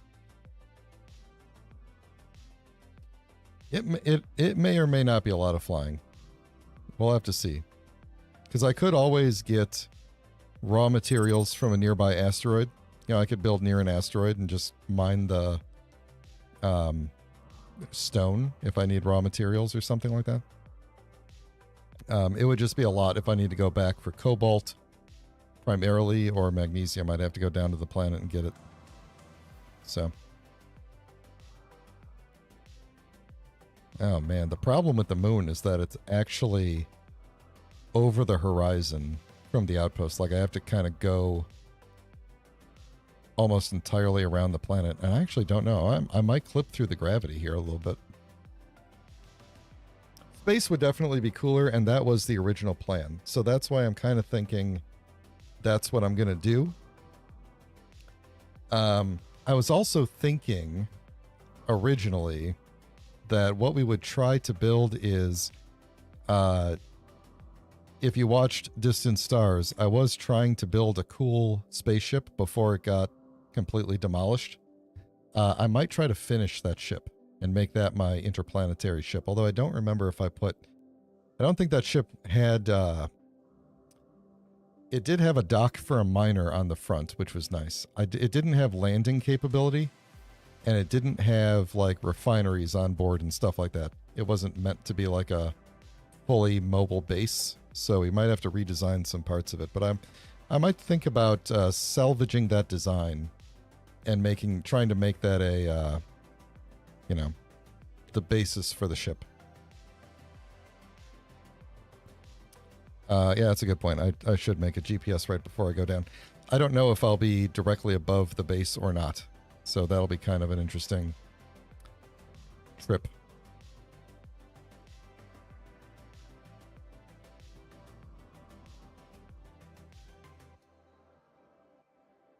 We're almost there.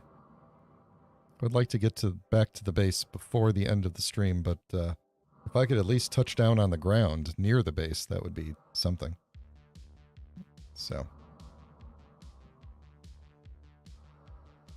So far, all of the votes are for space.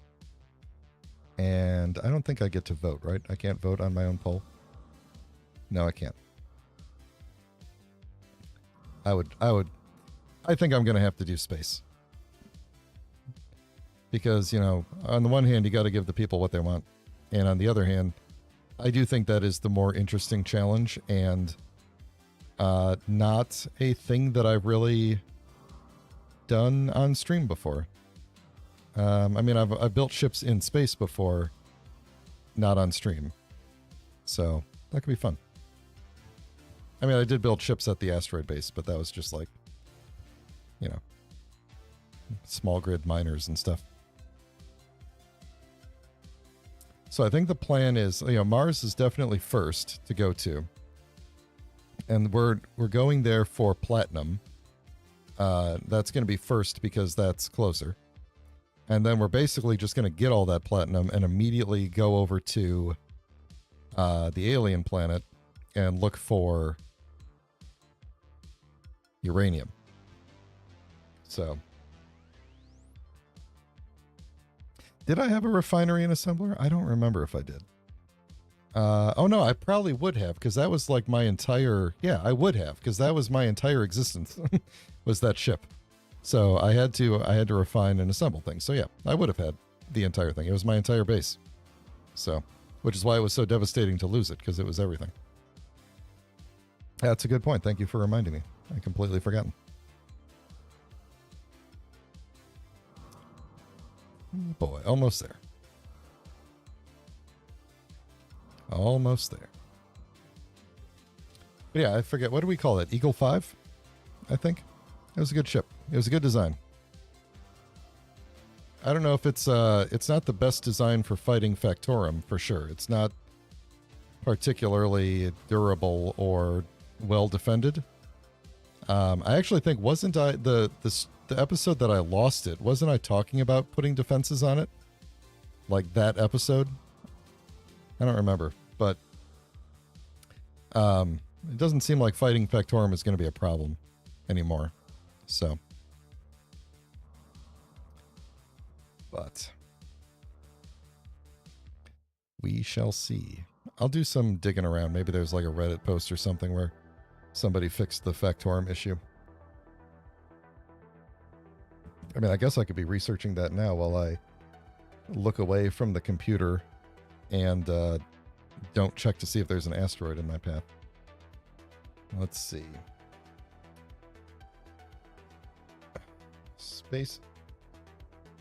Space engineers.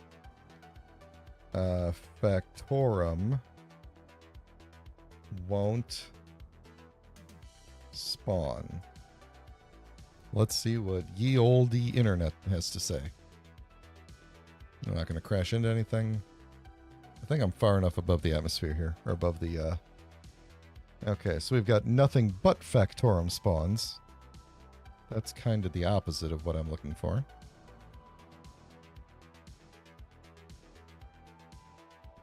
And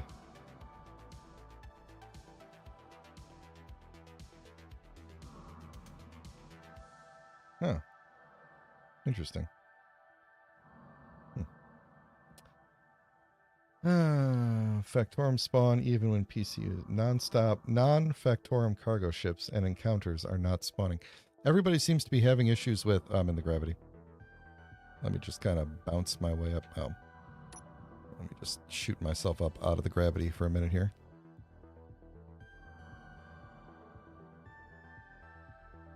Yeah, we would have to, once we have all the materials, we would be designing a ship specifically for fighting Factorum. Yeah, we wouldn't be going in with anything that I would be using for travel. There we go, that took care of it. I'm out of the atmosphere now. Let's see, I think I'm going to keep going upwards for a bit, because we're not even over the planet yet. Maybe I'll re-angle myself forwards a little. What do I need to do? Do that a little bit to angle down? Yeah, there we go. Okay. Let's see. Modular encounters not spawning. MES not spawning anything. Since last update. Space. There's a lot of things in here about a lot of Factorum spawning and nothing else spawning. Am I back in gravity? I've got like a compass marker, but gravity is not...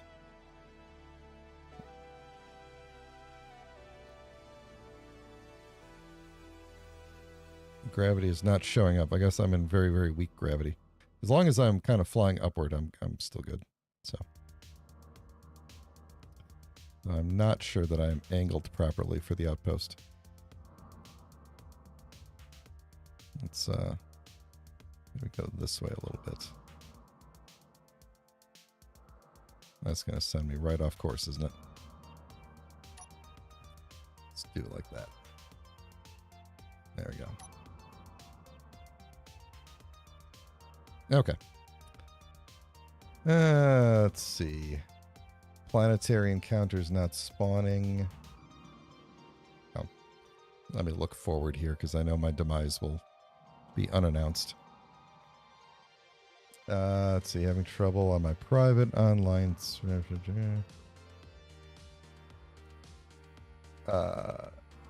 Okay.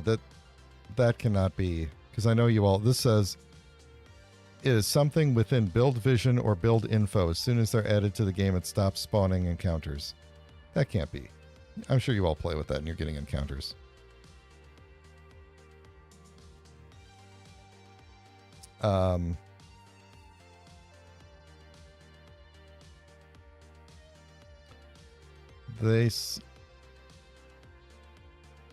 It could be an issue with the initialization of the world. There were some changes to spawning planetary encounters in the latest update.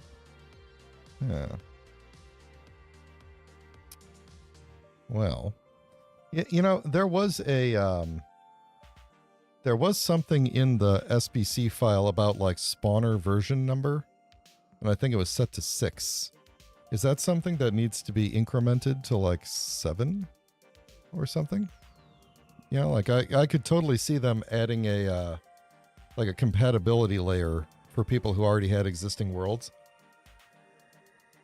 Yeah. So that they don't just break because the spawner has changed.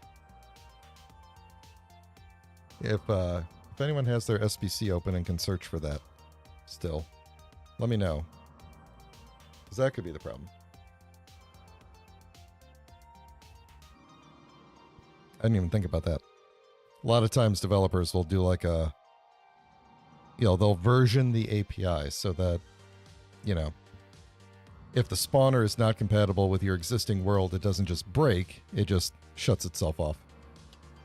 I was under the impression that existing worlds should work with it, but, I mean, you never know. Yeah, actually, that's a good point. I should just do that. Compare the SBCs. Actually, I have started new worlds. I could just grab one of those SBCs real quick. Let's get back to the planet first, and we'll see what time it is. I may just do that off stream.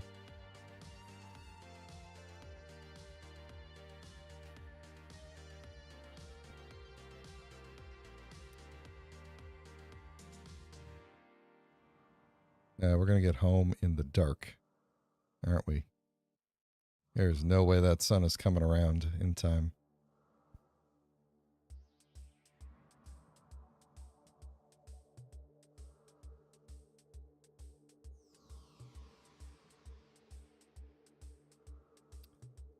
I could probably point myself toward the planet, though, at this point. Not toward, but point myself down a little bit. Let's see. I want to kind of go a little bit more in that direction there. Let's let that correct itself. Okay.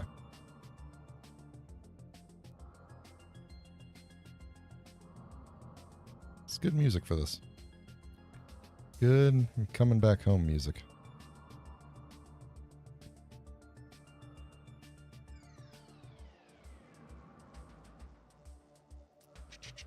Yep.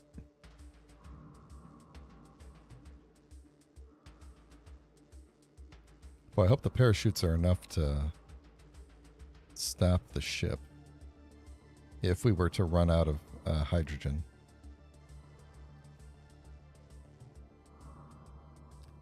Some weird lights happening on the planet there. Are those asteroids? No, there's can't be asteroids in the way. It must just be like weird planet glare. Yeah, it's mountains because the sun's coming up. That makes sense.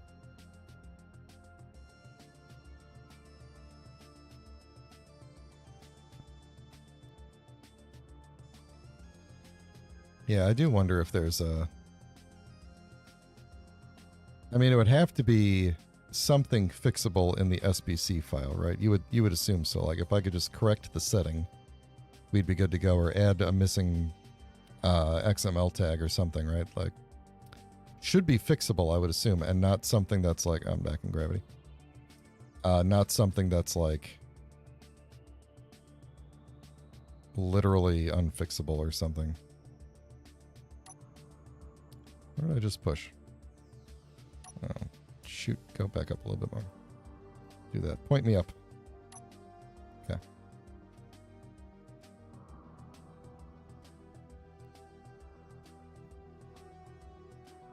Ah, it's going to be a long trip back to the surface.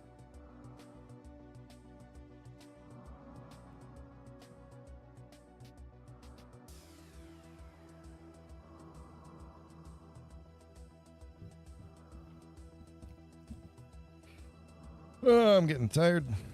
I'm running out of things to talk about to keep people entertained.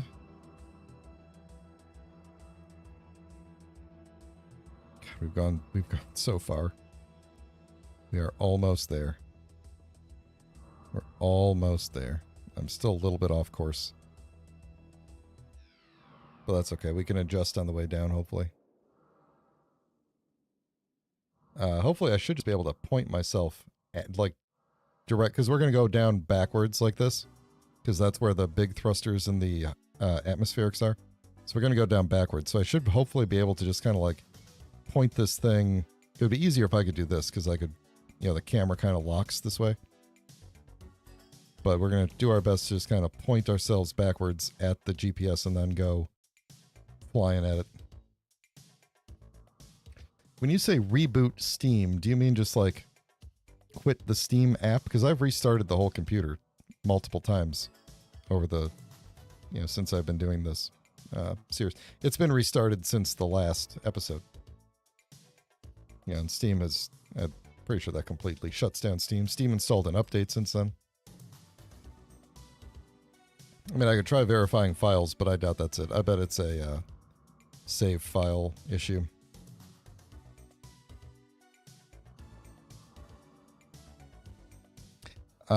It couldn't possibly be in any of the other files other than the Sandbox files, right?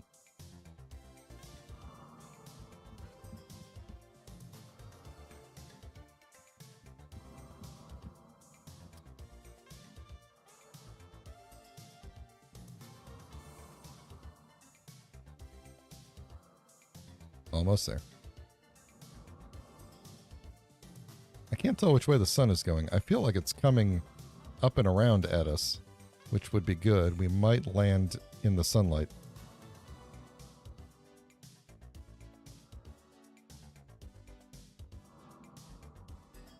Oh, you're saying rebooted since I made the changes to the SBC file. Oh, that could be. I don't know why Steam would have anything to do with that, but I'll try anything. I assume SBC stands for Sandbox config file, which is appropriate. We are almost there.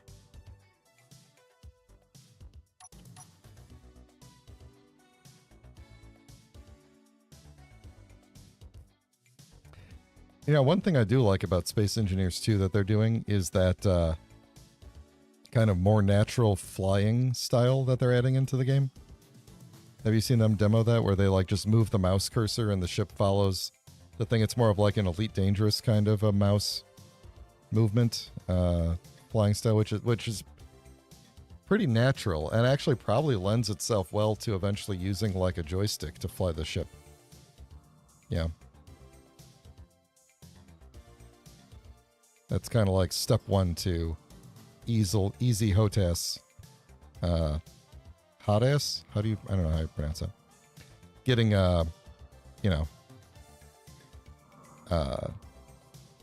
getting a joystick to fly the ship, that's all I'm saying. All right, we are almost directly above the outpost. I'm slightly to the side of the outpost. I'm going to try to move myself a little bit in this direction as we get closer. We are almost there. And there's an asteroid in the way now.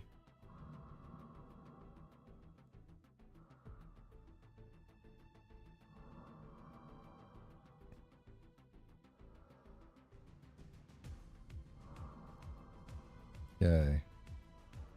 I would say we are just about... I'm going the wrong way here. We are just about there. Trying to correct my direction a little bit. Oh, good. I put myself right in the path of an asteroid.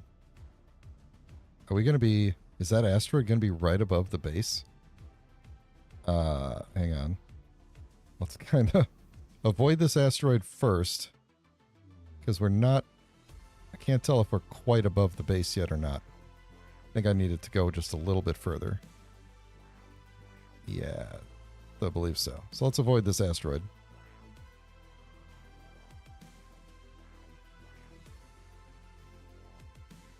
I keep doing that. I want to go this way. Come on. There we go.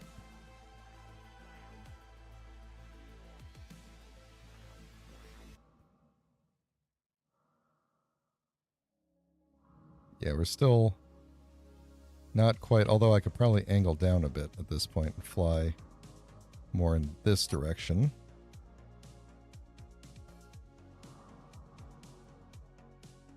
At this point. Because I don't care if I dip into gravity now. We're just kind of flying away from the planet because we've gone over it, so we're almost there.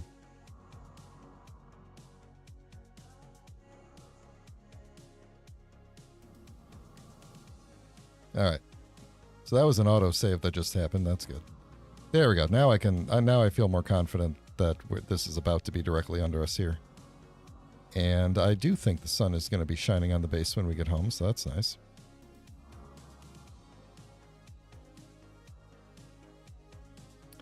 What planet is that right there? Is that Pertam right above the drill on the ship? I think that's Pertam, right? Or is that Triton? So that's the alien planet. Mars is behind us. Somewhere, right? There's Mars. That might be Triton. I think Pertam is further. I don't remember, though. Maybe it's on the other side of the Earth.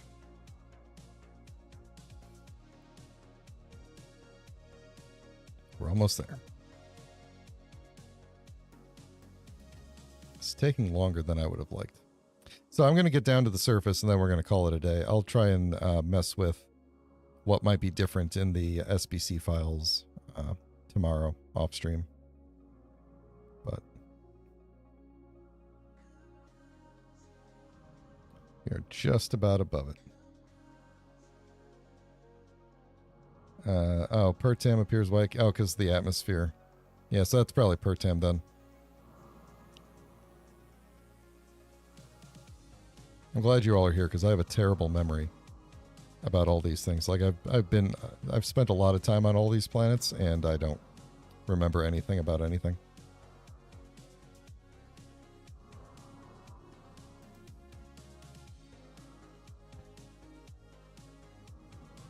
A little bit further.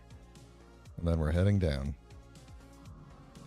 You see that the battery on the top of the battery on the top of the miner? That's where I want that signal to be roughly on the battery, and then we're gonna angle and go down.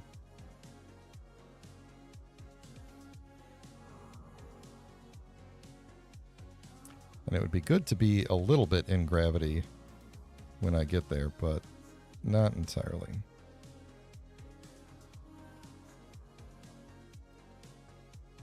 We're almost there. I want to be pointing pretty much this way, and I kind of got to move a little.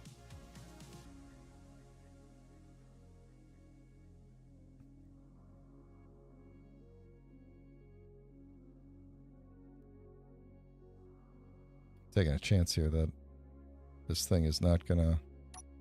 Let's get all my thrusters on and slow me down. Okay, good. Uh-oh. That's not good. Typically, fire doesn't fall out of my ship. Alright. Are the Atmos on? Oh, the Atmos do seem to be on. No, they don't. Okay. That's okay. So, we are going to basically try to look dead on as best we can here. Oh, you know, if I had put a camera on the back of this thing, that would be way easier to line up with the planet. But basically what I'm going to try and do is this, and then line this up as best I can with the outpost. And then we're going to try to... Oh. Okay. I guess I'm going to have to burn myself toward it first. All right, let's make a GPS here. We'll call it orbit. Because who knows. All right. And backing it up. Something's on fire. Something exploded. Okay. Well. Don't know what's exploding, but I don't care. We didn't need it. All right, so we're going to go backwards at full speed here. Why do I feel like I'm already misaligned here?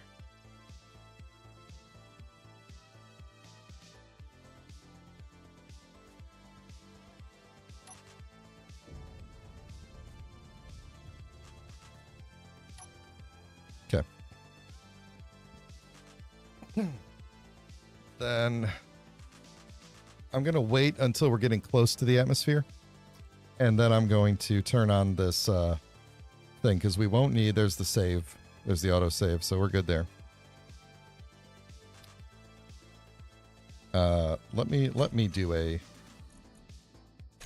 manual save, just to be sure.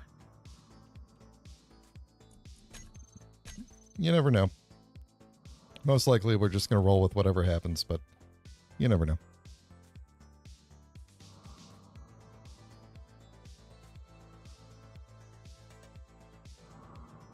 Alright, so we're in gravity, which means we are now... okay, so we're going to try to align a little bit more so that this thing isn't floating away from us here. Do our best to keep the outpost directly behind us, but we're... At this point, gravity is going to pull us. Uh-oh, it's going to start pulling us pretty soon. And then we will... So if I turn this on right now, it should probably slow us. Yeah, okay. Just making sure. Because we're going too fast. But now we're just going to let gravity do its thing for a bit and do our best to not end up really far away from this.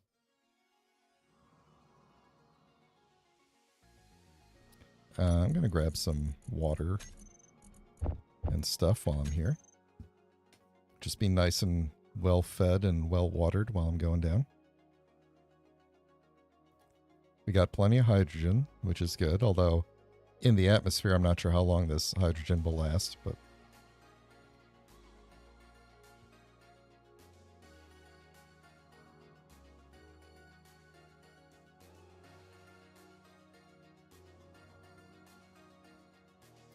yep.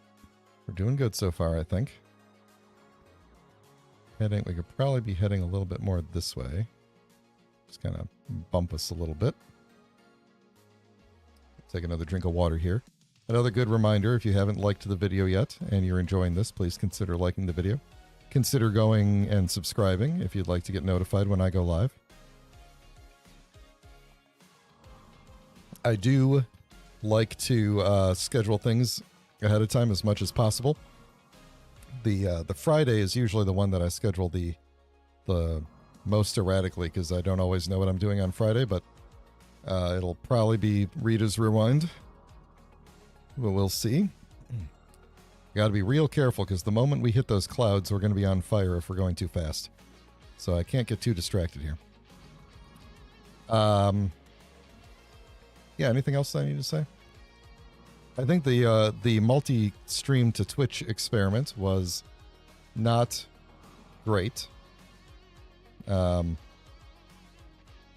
I might still use that for specific things, but I think I'm not going to bother with that for space engineers at least. So while we are heading toward the planet, I want to thank everybody again for helping me fix the microphone issue and potentially diagnosing the Factorum issue. This episode has been all about tech support, and I am just really lucky to have you all helping me with this stuff. You're making me a better streamer. You're helping me help you, and I appreciate that. Are we getting close to these clouds? I kind of feel like we are. Almost. Almost.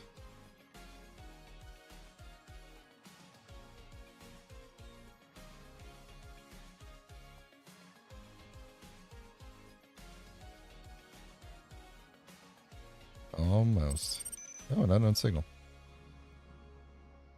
Is that gonna... that is falling to the planet. Okay. That's fine. Alright, we've already gone almost 30 kilometers from orbit. So that's fun. I think we're gonna hit the atmosphere fairly soon here. I can kind of see it coming up.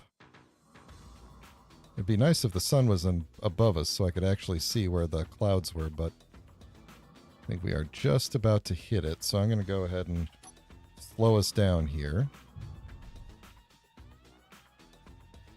So it should be firing just the minimal amount to counteract gravity, which is a fairly significant amount, it seems, but hopefully we'll be okay. once we get a little, actually, do I have it in here? I don't. I should get the Atmos in here.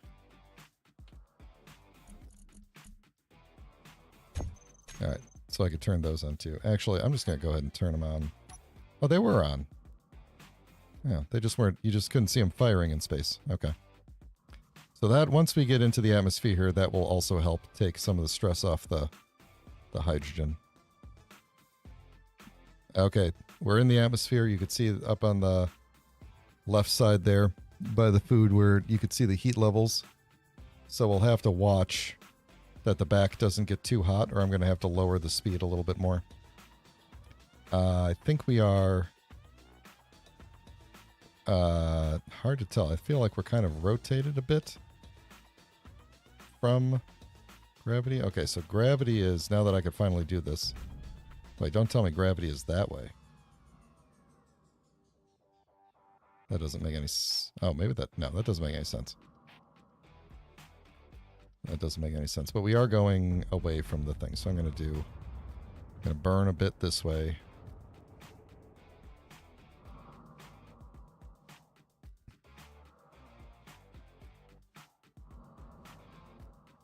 We are picking up speed. And that is not good. Oh, you know what? I know why. This thing probably disengaged when I... Did it?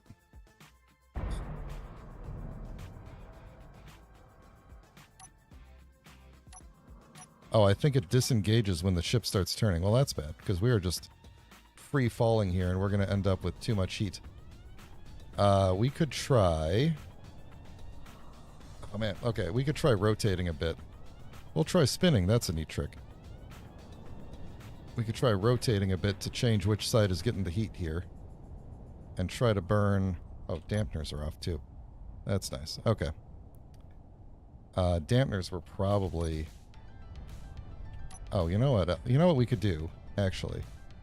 I kind of need a minute. Okay, good. Slow me down a second here. I gotta change the ascent to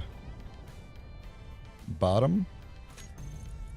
And then, yeah, I know things are getting hot. Just relax. Recompile. Alright. Oh, we're so close to the base, though. Maybe I'll just fly it manually in.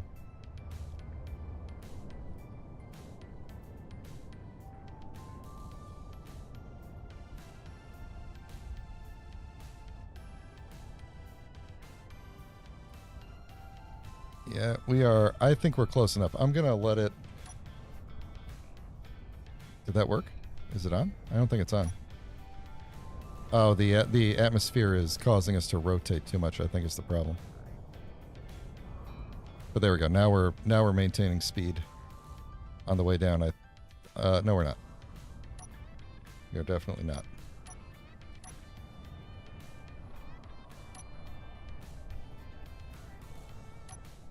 Okay, now it's on because the top thrusters went off, but we're tilting through the atmosphere is the problem.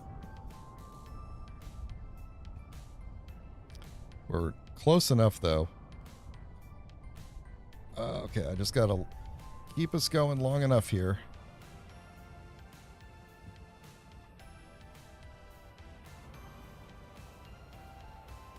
Come on. We got plenty of hydrogen. We'll be okay here. All right, we're gonna cut that.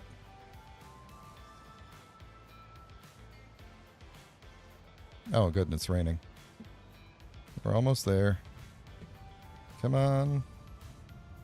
Oh, jeez, look at this. There we go. That's what I was waiting for. All right, how close did we get? Oh, man, we're less than a...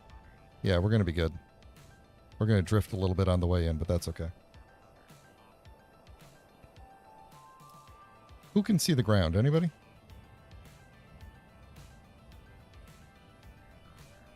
You know what I didn't do was make any sort of parachute cutoff, but these worked really well. This is like a good distribution. We're barely rotating here. I'm going to stop. I feel like we got to be getting close to the ground here. So I'm going to turn dampeners on. let these things disconnect here. There we go. We're going to turn ourselves... Oh, we were really close to the ground.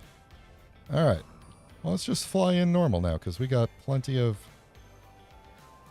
everything. So, is the launch pad still there? It is.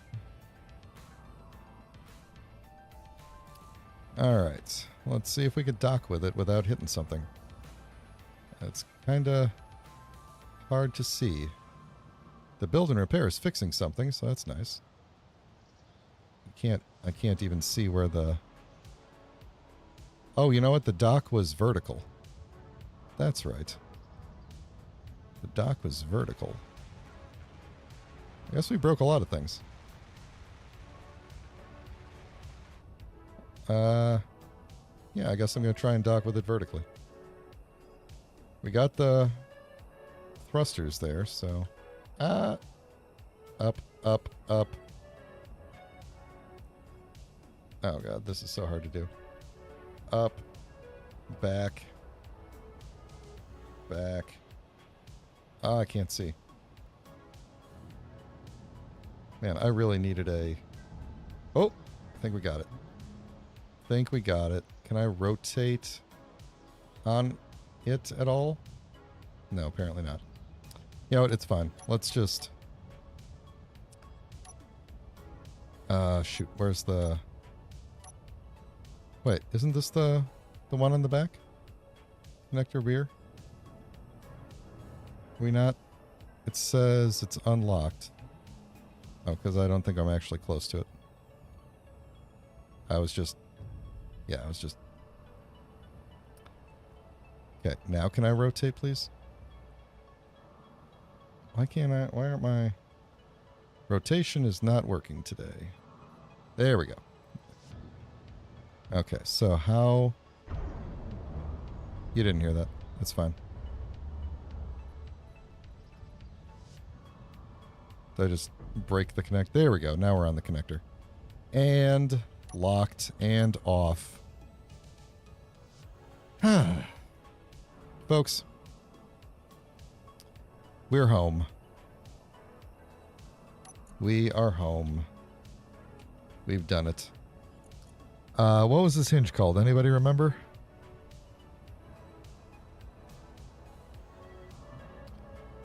Refueling hinge, launch pad. There we go. Oh yeah, that's right. We had to... Oh yeah, that's right. This thing was crazy whacked, as they say.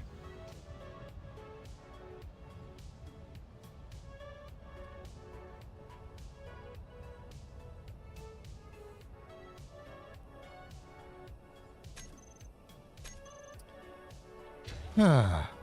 Oh, look at the jetpack. Apparently I can hover with the jetpack. I didn't even realize. I can hover, but I can't go up. Ah, okay. Well, that was a bit stressful, but we are back at Outpost 52. And most of the ship is here. And there's probably, hopefully, some iron getting into... Yep, you could hear the... You could hear the refineries kicking off. Everything is glowing again, which is nice. So we're hopefully working on... oh, you know what? Hang on. Refinery off. Yeah, you know what? I've only got... now that we've got gold, I need to put... That's why I made a superconductor. I want to do this because I'm gonna forget. Make me a superconductor. Now that we can do that. Are you not on? Oh, that's the platypus. Get out of here. The 052 assembler. Make me one. And then Izzy. We need to get you back on. So find me that. Because what I want to do is put some yield modules on this refinery real quick so I don't forget. So we've got power and Oh, that's right. I can't do that here. It's got to be these two, right? Like, so this one is... These are both speed. Speed, yes. Okay. Get rid of these. And then, what was my color on this planet?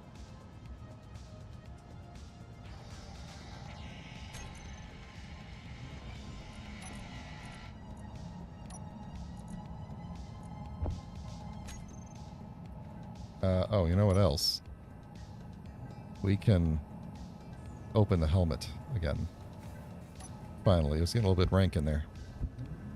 Alright, yield,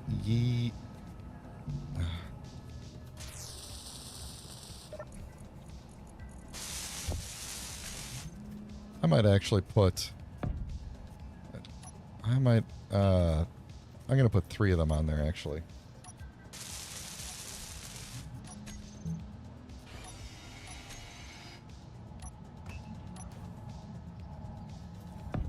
Alright. Then I gotta tell Izzy to make more superconductors, which it should know how to do. So make me like 100 superconductors for now.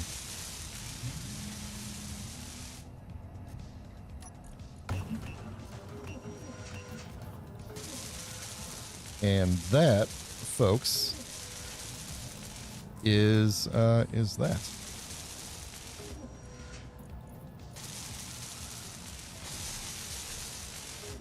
So, yeah.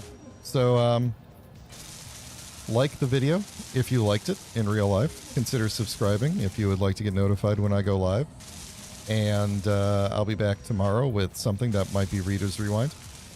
And Sunday will be Halo Infinite. And then Thursday we will be back here talking about what we're going to do with the spaceship. The poll says overwhelmingly 80 to 20% that we should build in space. And I'm going to take that to heart as I consider whether or not we're going to do that. And I think we probably will. So... what are we waiting on here? I brought home a whole bunch of stuff. A whole bunch of material. We shouldn't be... oh, you're just doing that. Okay. Oh, that's because I only have one real assembler. The other assemblers are way on the... oh, it's making them over there. Why is this assembler not ever doing anything? Anyway. Either way... we'll get this all up and running. They all exist. Let's turn this refinery back on. No, I don't want to withdraw. Whatever. What did I have on the... turn you back on. There we go. Now make my gold. Alright, folks. Where's the sunrise at? It's going to be somewhere over there. I want to go see the sunrise for my sign-off here. Ah, the plane. Basing the sunrise off of where the solar panel is currently looking, which should be somewhere over there. Alright, well, anyway. The sun is rising in the valley. We are back on Earth. We made it to the moon and back. Everything is still here. So, yep. Thanks, everybody. Have a good rest of your week, and I will talk to you next time. Take care.